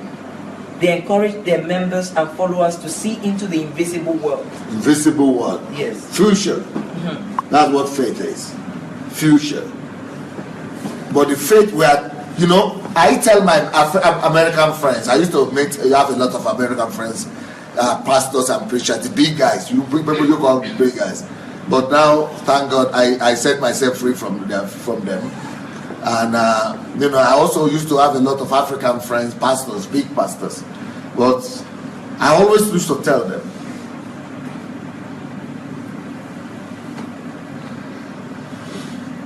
each time you meet big men of God, you expect them to be discussing how to win the world, how to subdue the world, how to use whatever they have to change the world. Everybody is talking about what property they are buying, what expansion in their building they are doing, what land they are getting, what members, how their church, what branches they are having, their members, they have grown, how many people they have, how much budget they have, how much offering they are gathering, how when are they going to buy the next plane and everything. So I kept on telling them, you use your faith to buy your plane, or use your faith to buy your next building, use your faith to buy your next suit, and use your faith for suit, for building, for property, for membership. But I want to use my faith, and I'm going to use my faith to subdue nations. Yes.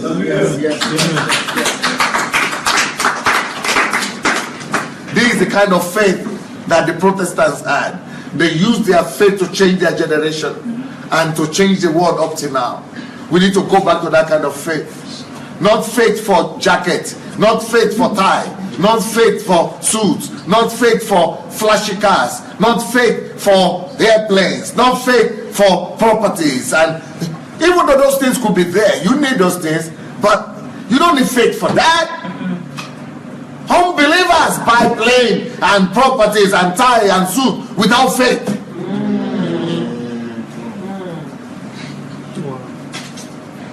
Let's rather use the power and energy of faith to do the impossible.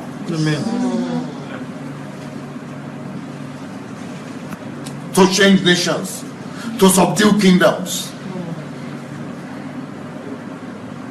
and to bring tyrants in governments to their knees before the King of Kings. Let's use our faith to do the impossible, not the ordinary. Then faith will be worth it. Let's read that again, please. Okay. The Protestants preach that faith is necessary to planning. They encouraged their members and followers to see into the invisible world. They taught their adherents to plan into the future and believe that they are able to bring to pass that which they have envisioned. The Protestants taught their followers that faith is needed for hard work, because every hardship on its own discourages. Hence, you need faith not to be discouraged. The faith you have keeps you going and makes you to pass through the valley and the mountain top. The Protestant church today need to borrow a leaf from their actions. We need to preach the gospel not just from the aspect of selfish gains and profits, but from the kingdom perspective, whereby we strive to build the kingdom of God through each believer on the earth as it is in heaven. The European Protestants credited their values to teaching that evolved from the teachings of Martin Luther. Before then, the Catholic Church had presented to the believers a doctrine of back doors, where an individual who might not be living quite to the Christian standard could still have an assurance of salvation by taking the sacrament, and even in death, the relatives could buy him out of hell and get him a place in heaven through indulgentia. That type of doctrine gives birth to a lifestyle of back doors, cutting corners, getting something for nothing. The consequence? Europe went through a very bad period of her history, both politically and economically, known as the Dark Age. There could be no development, talk less of civilization, in such circumstances. There are no shortcuts to any place worth going, says Beverly. I will not say too much about the shortcuts because I've preached about it this last week. Instant gratification, I preached a lot about just before the new year. But the messages we are preaching today also has to change from the messages of shortcut, quick fix, microwave gospel into the gospel that we are seeing here, the message of faith. Yeah. Europe was set free largely thanks to the Protestant Reformation that began to teach that believers don't have any assurances to salvation through the back doors. According to the teachings of Martin Luther, John Calvin, and their colleagues, sacraments do not get you salvation anymore, and indulgentia could not get your relatives out of hellfire. You now must live right and straight. Even though we are no more doing indulgentia or something like that, but we still do it in a different way. People are still giving gifts to pastors so that they will get favor from them. People are still having special seats in the church. People are still being viewed and respected by the amount of tithe and offering they bring. People are still, backdoor policies are still in churches. Go ahead. This teaching from the Protestants made the believers to sit up and work out their salvation on daily basis. Then the Lord God took the man and put him in the Garden of Eden to tend and keep it. Genesis 2:15.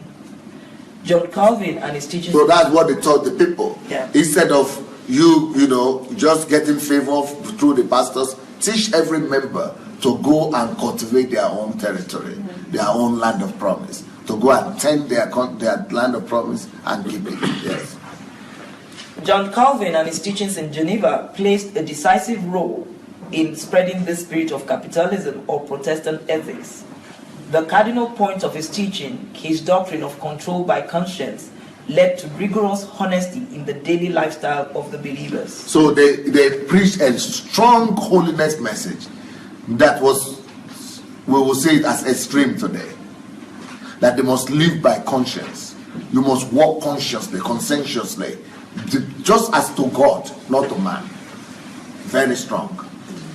So we must also teach people to have conscience before God, to begin to live by their conscience again, rather than by what the church is like and by eye service to churches and being accepted in the congregations and by pastors.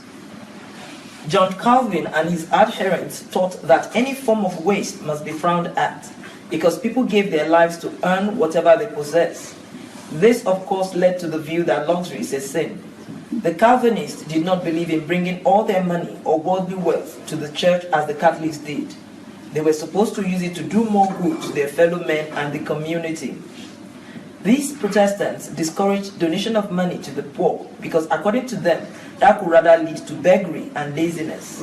So they didn't want, they totally erased, during the times of Catholics, before the Protestants came, church was like a beggarly place. Just like you see around the mosques. In mosques, you see that a lot of beggars go around mosque because they said they should do mercy. They should do merciful things. So churches were like that just before the Protestants started. Catholic churches were like that. So poor people were always going to beg. Beggary was eliminated in Europe thanks to the teachings of Protestants. They say you have the image of God in you. You shouldn't be looking up to somebody to help you. You shouldn't be begging another human being. You are the image of God. You are good enough. Even if you are blind, you can still do something. Yes, sir. Because you still have hands. Even if you are lame, you still have eyes. Even if you are blind, lame, and deaf, everything, you still have brain. They make everybody to be productive and for everybody to be respected. So they discourage other believers going to just give welfare and help to people. But even if I'm going to give you help, tell me what you can do. For example, if you come to me and say, Pastor, I need to pay for my school fees, I don't know what to do, they will ask you, what can you do? What do you know to do? Oh, you say, I know how to do here or something like that. Okay, come and be doing here for the whole year for my wife. That will cost you $2,000 for your school fees. I will pay you now, but you have to walk it through. Or for example, you know how to write. Okay, that's what I'm doing for a lot of people now in Ukraine. I'm giving them my books to help me write them, to help me turn them into books, and I'm paying them money. So you know how to write. Okay. You don't want to, you don't have money for school fees, write the books, I'll pay you, pay your school fees. So that is how they change that mentality that somebody has to give me something. Even if it's your parents, even if they are your brothers, your family, you still have to, your dignity, your worth is proving that you you discover, it's not because you are working for the money, but you are discovering yourself and your potential and your gift, and you are becoming capable by the things you do. But when you are beggarly, your capacity and your potential are being buried, they are being put down, you are not being helped. So they eliminated begging from the streets of Geneva first, and then all over Europe. Go ahead. Okay. Read that again. These Protestants? These Protestants discouraged donation of money to the poor because, according to them, that could rather lead to beggary and laziness. According to them, a man is not supposed to be a burden to his fellow man. Neither should he be a nuisance to God by not working. Can you believe it? A burden to fellow men and a nuisance to God by not working. We need to return that to the church. But today, the message that is being preached is rather that, no, somebody will call you. Oh, so you'll find something in your account. Oh, your account number is this. Oh, money comment or miracle money. Or, they will just be, they just make you to be lazy and useless. Through those teachings that they are doing today, we need to change them and bring real gospel, real biblical teaching, like the Protestants did. Okay, 2 Thessalonians 3:10-11. For even when we were with you, we commanded you this: if anyone will not work, neither shall he eat. For we hear that there are some people... It's biblical. Yes. That's biblical. If you don't work, you shouldn't eat. For we hear that there are some who walk among you in a disorderly manner, not working at all, but are busybodies. So the Bible is against busybodies. Scripture is against busybodies. And the Protestants took this to the extreme. They will not even allow you to give money to anybody to help any other person unless they are working for it. But then it brought about industrialization and the civilization we have today. That you hardly see beggars now, up to now. That's about hundreds of years ago that this revolution took place. But up to now, the evidence are still everywhere. It brought about, because they used to have beggars all over Europe. It brought about, it cleaned the street, brought about civilization. Everybody became productive. Amazing, huh? Amazing. Aya tekatela samne pa governor nada samne pa iti poste sushene. Nizna that another sponsored glazane. Yes, please. In their teachings, when you fail to work, you fail to glorify God. The preachers laid a huge emphasis on savings that could eventually lead to investments. That gave a huge boost to the development of new economy in Europe, banking, industrialization, and so on. You see, they laid a lot of emphasis not on trivialities and frivolities of, just spending anyhow, but they say you should go. Before, the Catholics were preaching that bring all your wealth to church, just like our people are preaching today. We need to change that, because they say bring all the money to church, all the, what do you call it, warehouse, or what do you call it? Storehouse. Bring all the tithe to the storehouse, yeah. So something like that, that's what the Catholics were doing. Bring everything, and they thought the church was the only place with storehouse. But when the Protestants came, they said, no, don't bring anything here. Why should you come and give us the burden to do the good work? You are a Christian. It's you who are supposed to use your own money. Use your own money with your own conscience to go and do good works. And then save. They tell people, save your money and use it to create wealth. A system of wealth for the next generation. The righteous leave it inheritance for his children. They teach all those things and say, do saving, practice savings, build banks, build financial institutions. And that is what led to the explosion of banking industry and financial industries in Europe.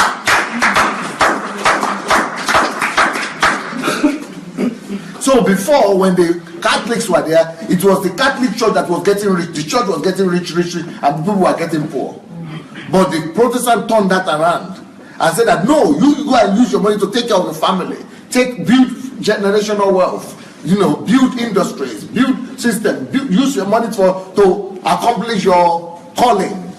Go and use it to till your land, to cultivate your promised land, to discover your gifts, to use it to fulfill your callings. Build industries, build this. And instead of the church only being rich, people being poor, the people all started being rich.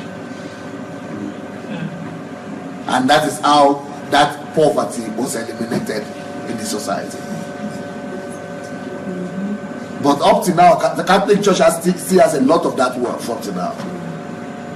But the Protestant brought the prosperity. That's why up to now, if you look at the countries of Europe, the poorest countries in Europe are still the Catholic churches and the Catholic countries. But the countries that are Protestant, they are the richest because of the teaching, this particular teaching that I'm telling you about now. Okay.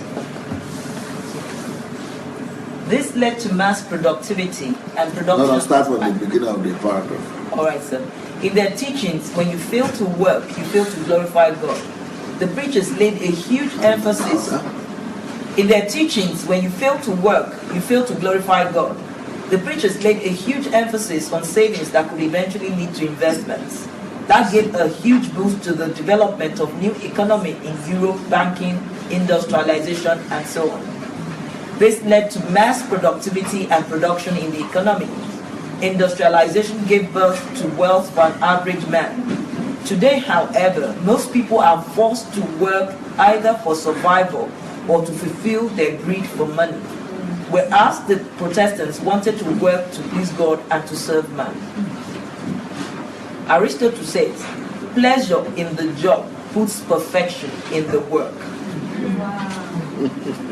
It is these values that were later transferred into the United States of America, Canada, Australia, New Zealand, and other countries and continents where the descendants of these European Protestants were scattered.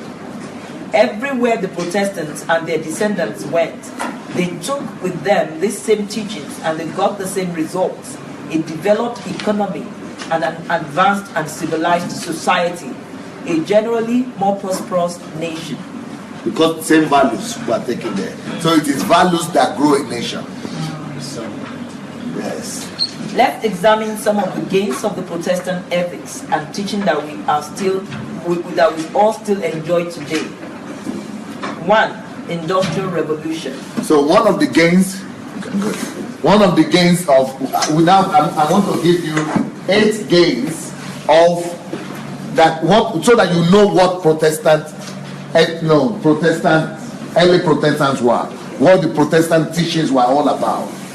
So let me tell you about the gains, so that you will know how important these teachings were, and why we celebrate these early Protestants, and why these early Protestant teachings must be repeated by us. Because if their teachings brought about this kind of results, we need to get back to that teaching so that we may be able to produce similar results as well. 1. Industrial Revolution. So have you ever heard of Industrial Revolution? Yes. Even if you've never heard, you are enjoying Industrial Revolution now. And that is one of the gains of Protestant teachings. 2. A civilized society. Civilization. The civilization that we are all enjoying now is, in fact, is called the civilization of the Protestants, or Protestant, or European civilization. It came from the Protestants. Yep. A developed system of economy. How many of you still know that Europe is developed? Europe is developed. Yes. That is also an offshoot of that is the direct result of the Protestant teachings. And definitely America is an extension of that, because the European Protestants went to build that. Australia, the same thing. The descendants of these Protestants went to Australia and repeated the same thing there. They went to New Zealand and repeated the same thing there. Canada repeated the same thing there. South Africa repeated the same. Anywhere there is development today, apart from Japan. But Japan sent their people to Europe when they started seeing this, and took their values. That's the result.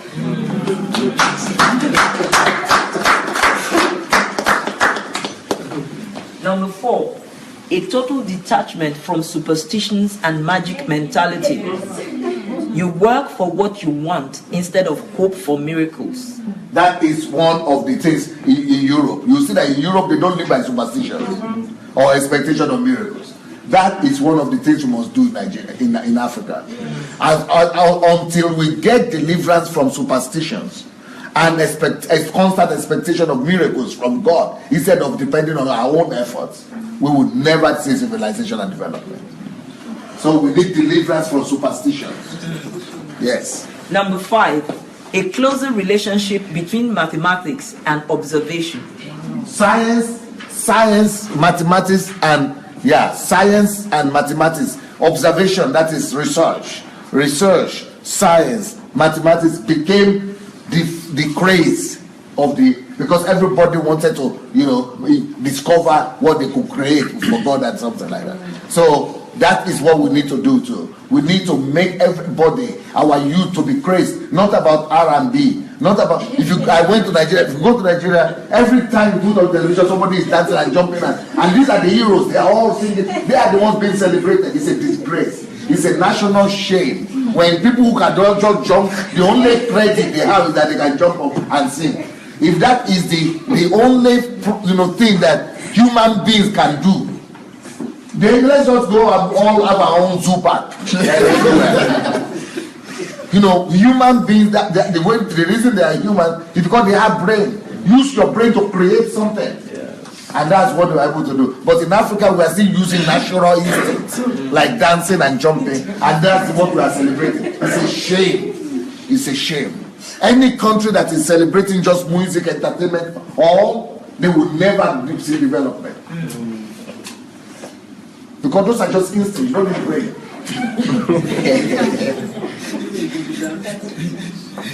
And some of those who are the richest in our countries. It's a big, big shame. That culture must be replaced. And even in churches, a big chunk of the churches is people just dancing about, and you see them dancing, as if it's not church anymore. And some of you are involved in that. Some of you are involved with that rubbish. Joining some praise and worship to do this, and you are just doing those things automatically. You don't have brain. You don't use brain. You don't just some cultures that are regressive. If you want to praise God proper in your own house. Yes, sir. Worship God on yourself, on your own house by yourself. The one you are doing in church is just for show. Yes. Mainly for show. Yes. If you see some kind of dance in churches there, it will even chase unbelievers away forever. And those are the things we are celebrating. I mean, in fact, there are some churches that cannot have church unless there is praise and worship.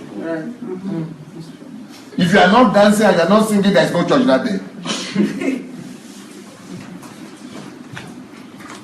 Shame. Number 6, an enhanced value of scholarship and education.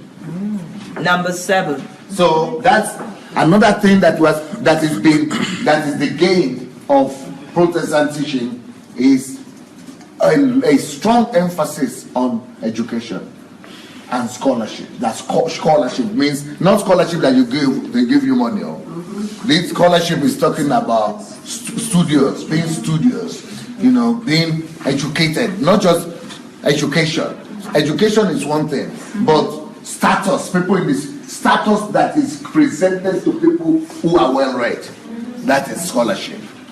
You status, all people who are respected in society are not the people who are carrying Bible and telling everybody about miracles. Because in our churches now, in our countries now, the people who are respected are the miracle workers.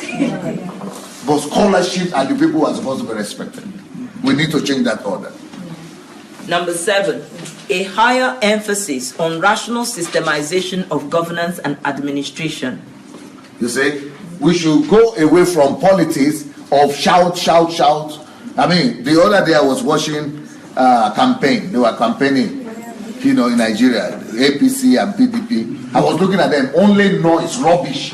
Nobody is telling me what are the logics of the things we are going to do. I'm not seeing statistics. I'm not seeing figures. I'm not seeing everybody just bringing some dancers and some singers to just make noise, and these people will come and take microphones. Ah, this one is bad. That one is bad. This one will be good. What on what basis? So that is what the Protestant brought: logical rationalization into politics, rather than emotions and screams and sentimentalism. Yes. Can we repeat the point? Please. A higher emphasis, that's number 7. Yes. A higher emphasis on rational systematization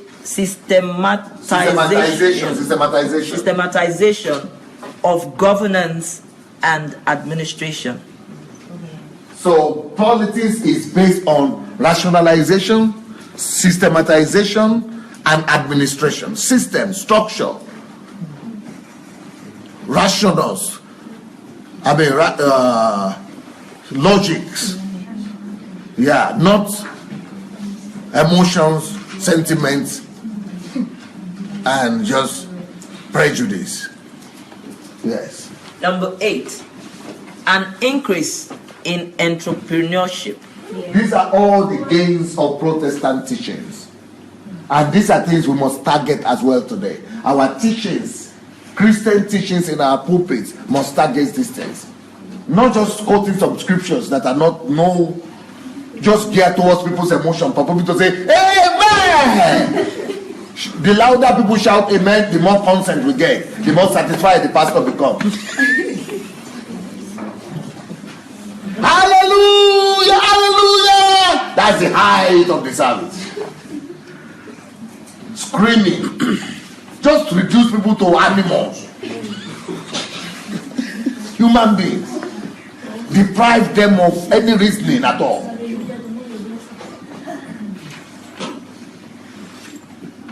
Because it's all gospel of selfishness and egocentrism, self-gain, and self-profit, instead of real values that can bring about results.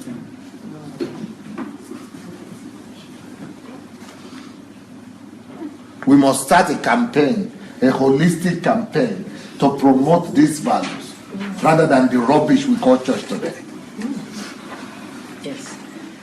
If the modern Protestant churches must maintain her place of relevance in the society, we would need to review where we missed it. How have we diverted from the teachings of the Protestants? Of course, I realize that the Protestant denominations of the world have grown and matured over the years, but maybe we should not throw away the gains of the old Protestants that brought us to our modern day civilization.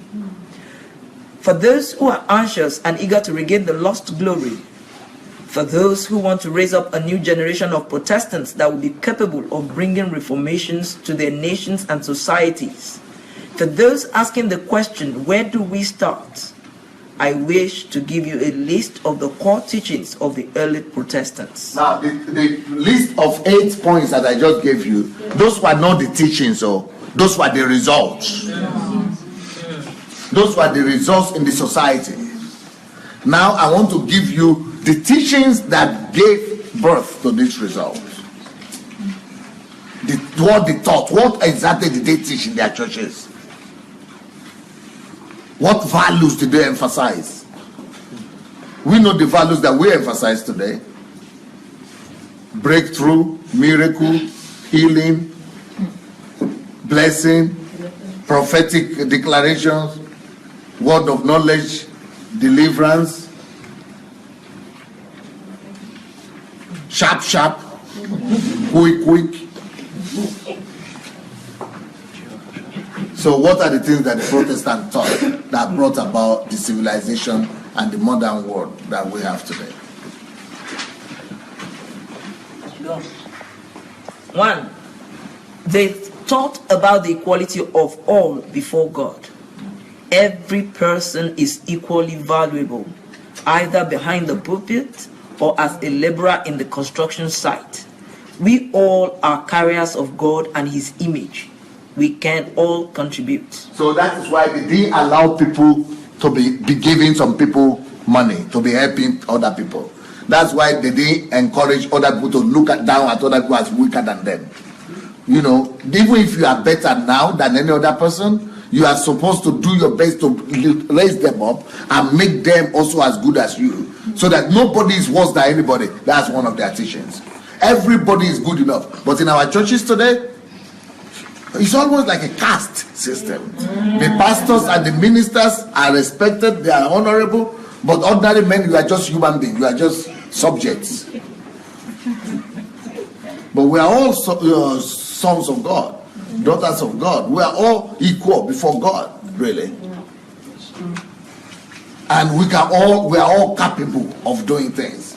And that's what should be restored. Everybody can contribute. Everybody is gifted. Everybody is endowed by God. And our own duty, we who are leaders, is to help unveil and unravel that endowment that everybody has got, so that they will be able to maximize their own potential, so that everybody will believe in themselves, and so that everybody will come to maximization of the potential that God has given unto him, and everybody will actually be able to act as the image and the likeness of God. Those are the kind of teachings, and those are the kind of value system that we want to generate in people that we are teaching. Not just to make them be thinking that they are nothing, to be saying, telling them that only God can do this, only God can do that, without God cannot do. You know, we just make people useless, thinking that they cannot do anything. But here, these people were teaching that no, you can do, every one of you can do anything. If anything, every one of you can contribute, because all of you are carrying God's image and likeness. That message must be restored back to our pulpit today. Yes, please. Number 2, they emphasized the dignity of labor. I already explained that to you a little bit. Dignity of labor means that every work is honorable. Every form of labor is dignified. And every form of work must be respected. Everybody through work is glorifying God. That's why you must respect what he's doing.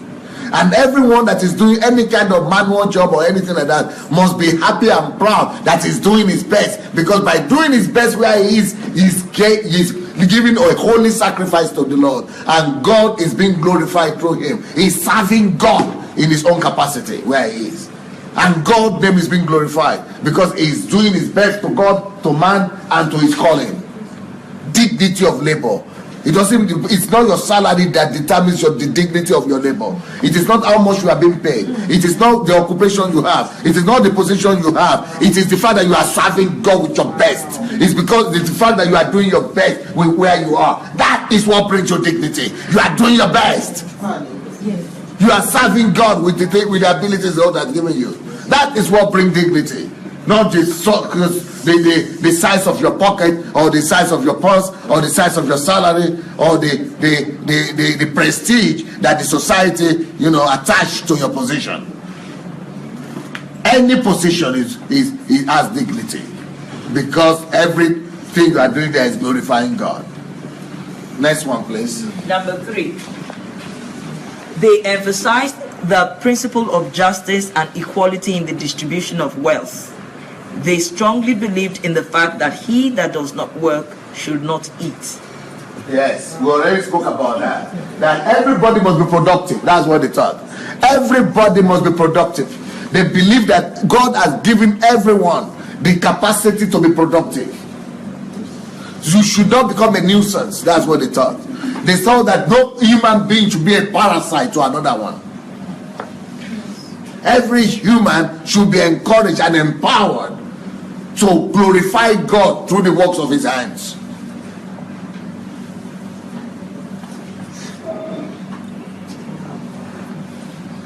Yes, please. Number 4, they believed that the principles of the kingdom virtues, values, and morals of the Bible must not remain just in the church. They must be a part of the structure and the building blocks of the society. Like today, many of our churches, we are only practicing what I call domestic holiness. Holiness only when we are in the church. I don't smoke, I don't drink, I don't sleep with women. But then I could altar figures or money. I could cheat, I could deceive, I could tell lies. At work, I could do everything everybody else is doing. Because everybody is corrupt, because the whole country is corrupt, so it's allowed. How can you be having salary officially of $200 and then you are having a house that is costing 200 million US? And you are a Christian. And you say, it's God, it's God, it's the blessings of God. Miracle, it's God, it's the favor of God, breakthrough. You are using everybody's money, you are doing business contracts and doing things in wayward way, the way everybody is doing it. But the way they said, the way the Protestants thought is this, that your holiness is not what you do in church. Your holiness is how you conduct your affairs on a daily basis. So your holiness is not measured by what you do in church or how you present yourself in church, but in how you deal with your businesses on a daily basis. At work, in the society. That is true holiness. Go ahead. Number 5, the Protestants taught that the law comes from Zion and that righteousness must be at the basis of the nation, government, and society in general. So the Protestants believe that the Christians are the ones who should be doing the laws, who should be responsible for enacting laws. So the city of Geneva, that was the basis of this experiment, was being ruled by the preacher of the land, John Calvin. He was the ruler of Geneva. So, and everything that he was teaching is what the government has to enact. So that is how they believe. They believe that Christians must take the values of the kingdom, not just to be practiced in church and in their homes, but they must go and practice it and make it judicially established as well. And make, the values of righteousness, holiness, dignity of labor to be expressed in the whole system of government. That is, Christians must be in politics. And Christians must be the light of political life. And that Christians must be the ones who are the head and not the tail. And that the Christians are the ones who are, releasing laws. And the laws that are in the land are coming from Zion. But they are not going there as Christians. No, they are going as citizens.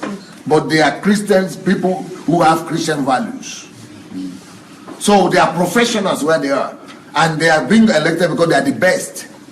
And they do the best. They are the best. They are not going there because we are just Christians and no, but because they have the values and they are proactive. They don't run away from politics like people do today and say that it's dirty. So who will clean it up if it's dirty? Satan will come and clean it, or the ones who are already dirty will clean themselves. They say no, but it's darkness. So who will bring light? God said that you are the light of the world. So God will come and save it. How? It will become man again.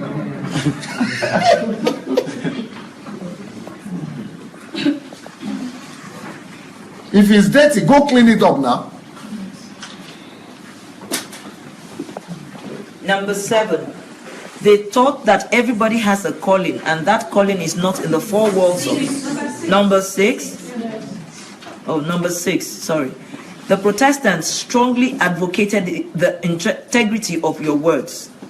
They believed that your yes must be yes and your no must be no. They taught that it is better to lose your life than not keep your word.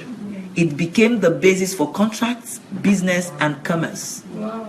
So contracts and all that were just formalities for them.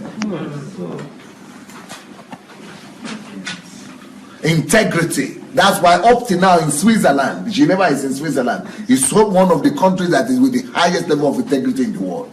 By banking industry, because of the culture that was cultivated at that time, trust and integrity. That the whole world started taking their money there. They don't have any raw materials, no raw materials, but all the money from all the world was rushing there. Like I said the other day, money will always go from corrupt countries to the countries that don't have corruption because they want their money to be safe.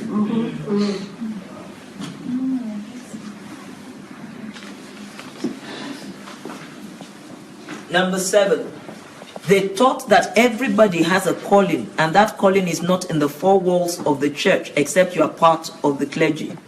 Your work is your calling. Your profession is your service to God and to man. That is clear enough. We already mentioned that. Go ahead. Number 8. Ministry is not only meant for the clergy. Every believer is a minister. However, they minister everywhere they find themselves on daily basis. At work. Not in the church minister. Yes. Everywhere. Especially at work. At work, family, everywhere. Number 9. The Protestants taught that money and wealth is a byproduct of diligence, sacrifice, hard work, faith, and passion. Number 10. So the Protestant thought that money is a byproduct. So emphasis should never be on money. And you should never worship money. That's how they fought the god of Mammon. So that people don't worship money.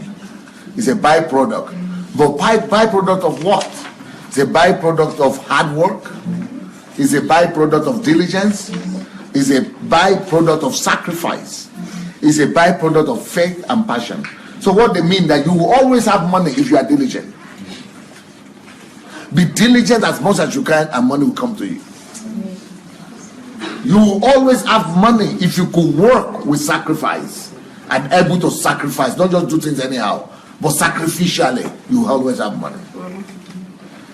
Number 3, you will always have money if you work hard. Diligent is number 1, then number 3, work hard. Money will always come to the hard worker. Then next, you will always have money if you work with faith and persistence. And you will always have money if you work with passion. Those are the things they spoke about. Yeah? So, number 10. Yes? Number 10? Okay. The Protestants taught that the secular work is as sacred as the clergy. Hence, you do everything as unto the Lord, and whatsoever your hands find to do, you do to the very best. So, serving God, work to them is at the same thing as fivefold ministry. Your work, your secular work, is like full-time ministry for you, ministry work. So you do everything as unto the Lord. Yes, go ahead. So those are the doctrines. Those are the 10 main doctrines that they taught. And those doctrines must come back to our church today.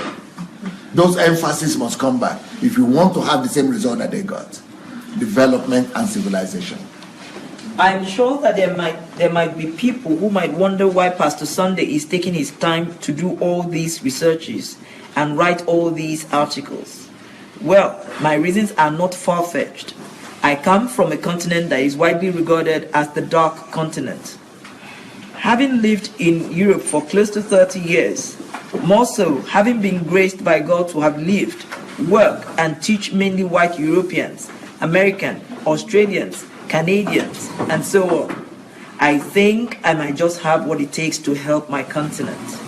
Moreover, having been privileged to consult and speak in parliament and to the governments of some of the leading countries in the world, it will be a waste if I don't contribute my quota and do my best to help rescue my continent from that backwardness and darkness that Africa is largely agonizing in at present. It is my deep conviction that any person or nation can successfully duplicate any achievement that a person or nation succeeded in attaining. I am sure that Africa and other economically backward countries that are sometimes referred to as third world countries can attain a very high rate of development much faster than the time it took Europe and other first world countries. Colin Powell says, "A dream doesn't become reality through magic. It takes sweat, determination, and hard work." No doubt, there are 1,001 possible factors for development and advancement of any nation or continent. Yet, I think my submission today could definitely go a long way in contributing to the development of my beloved continent, Africa, and other third world nations of the world. For the love of God, church, and nation. by Pastor Sunday Adelaja.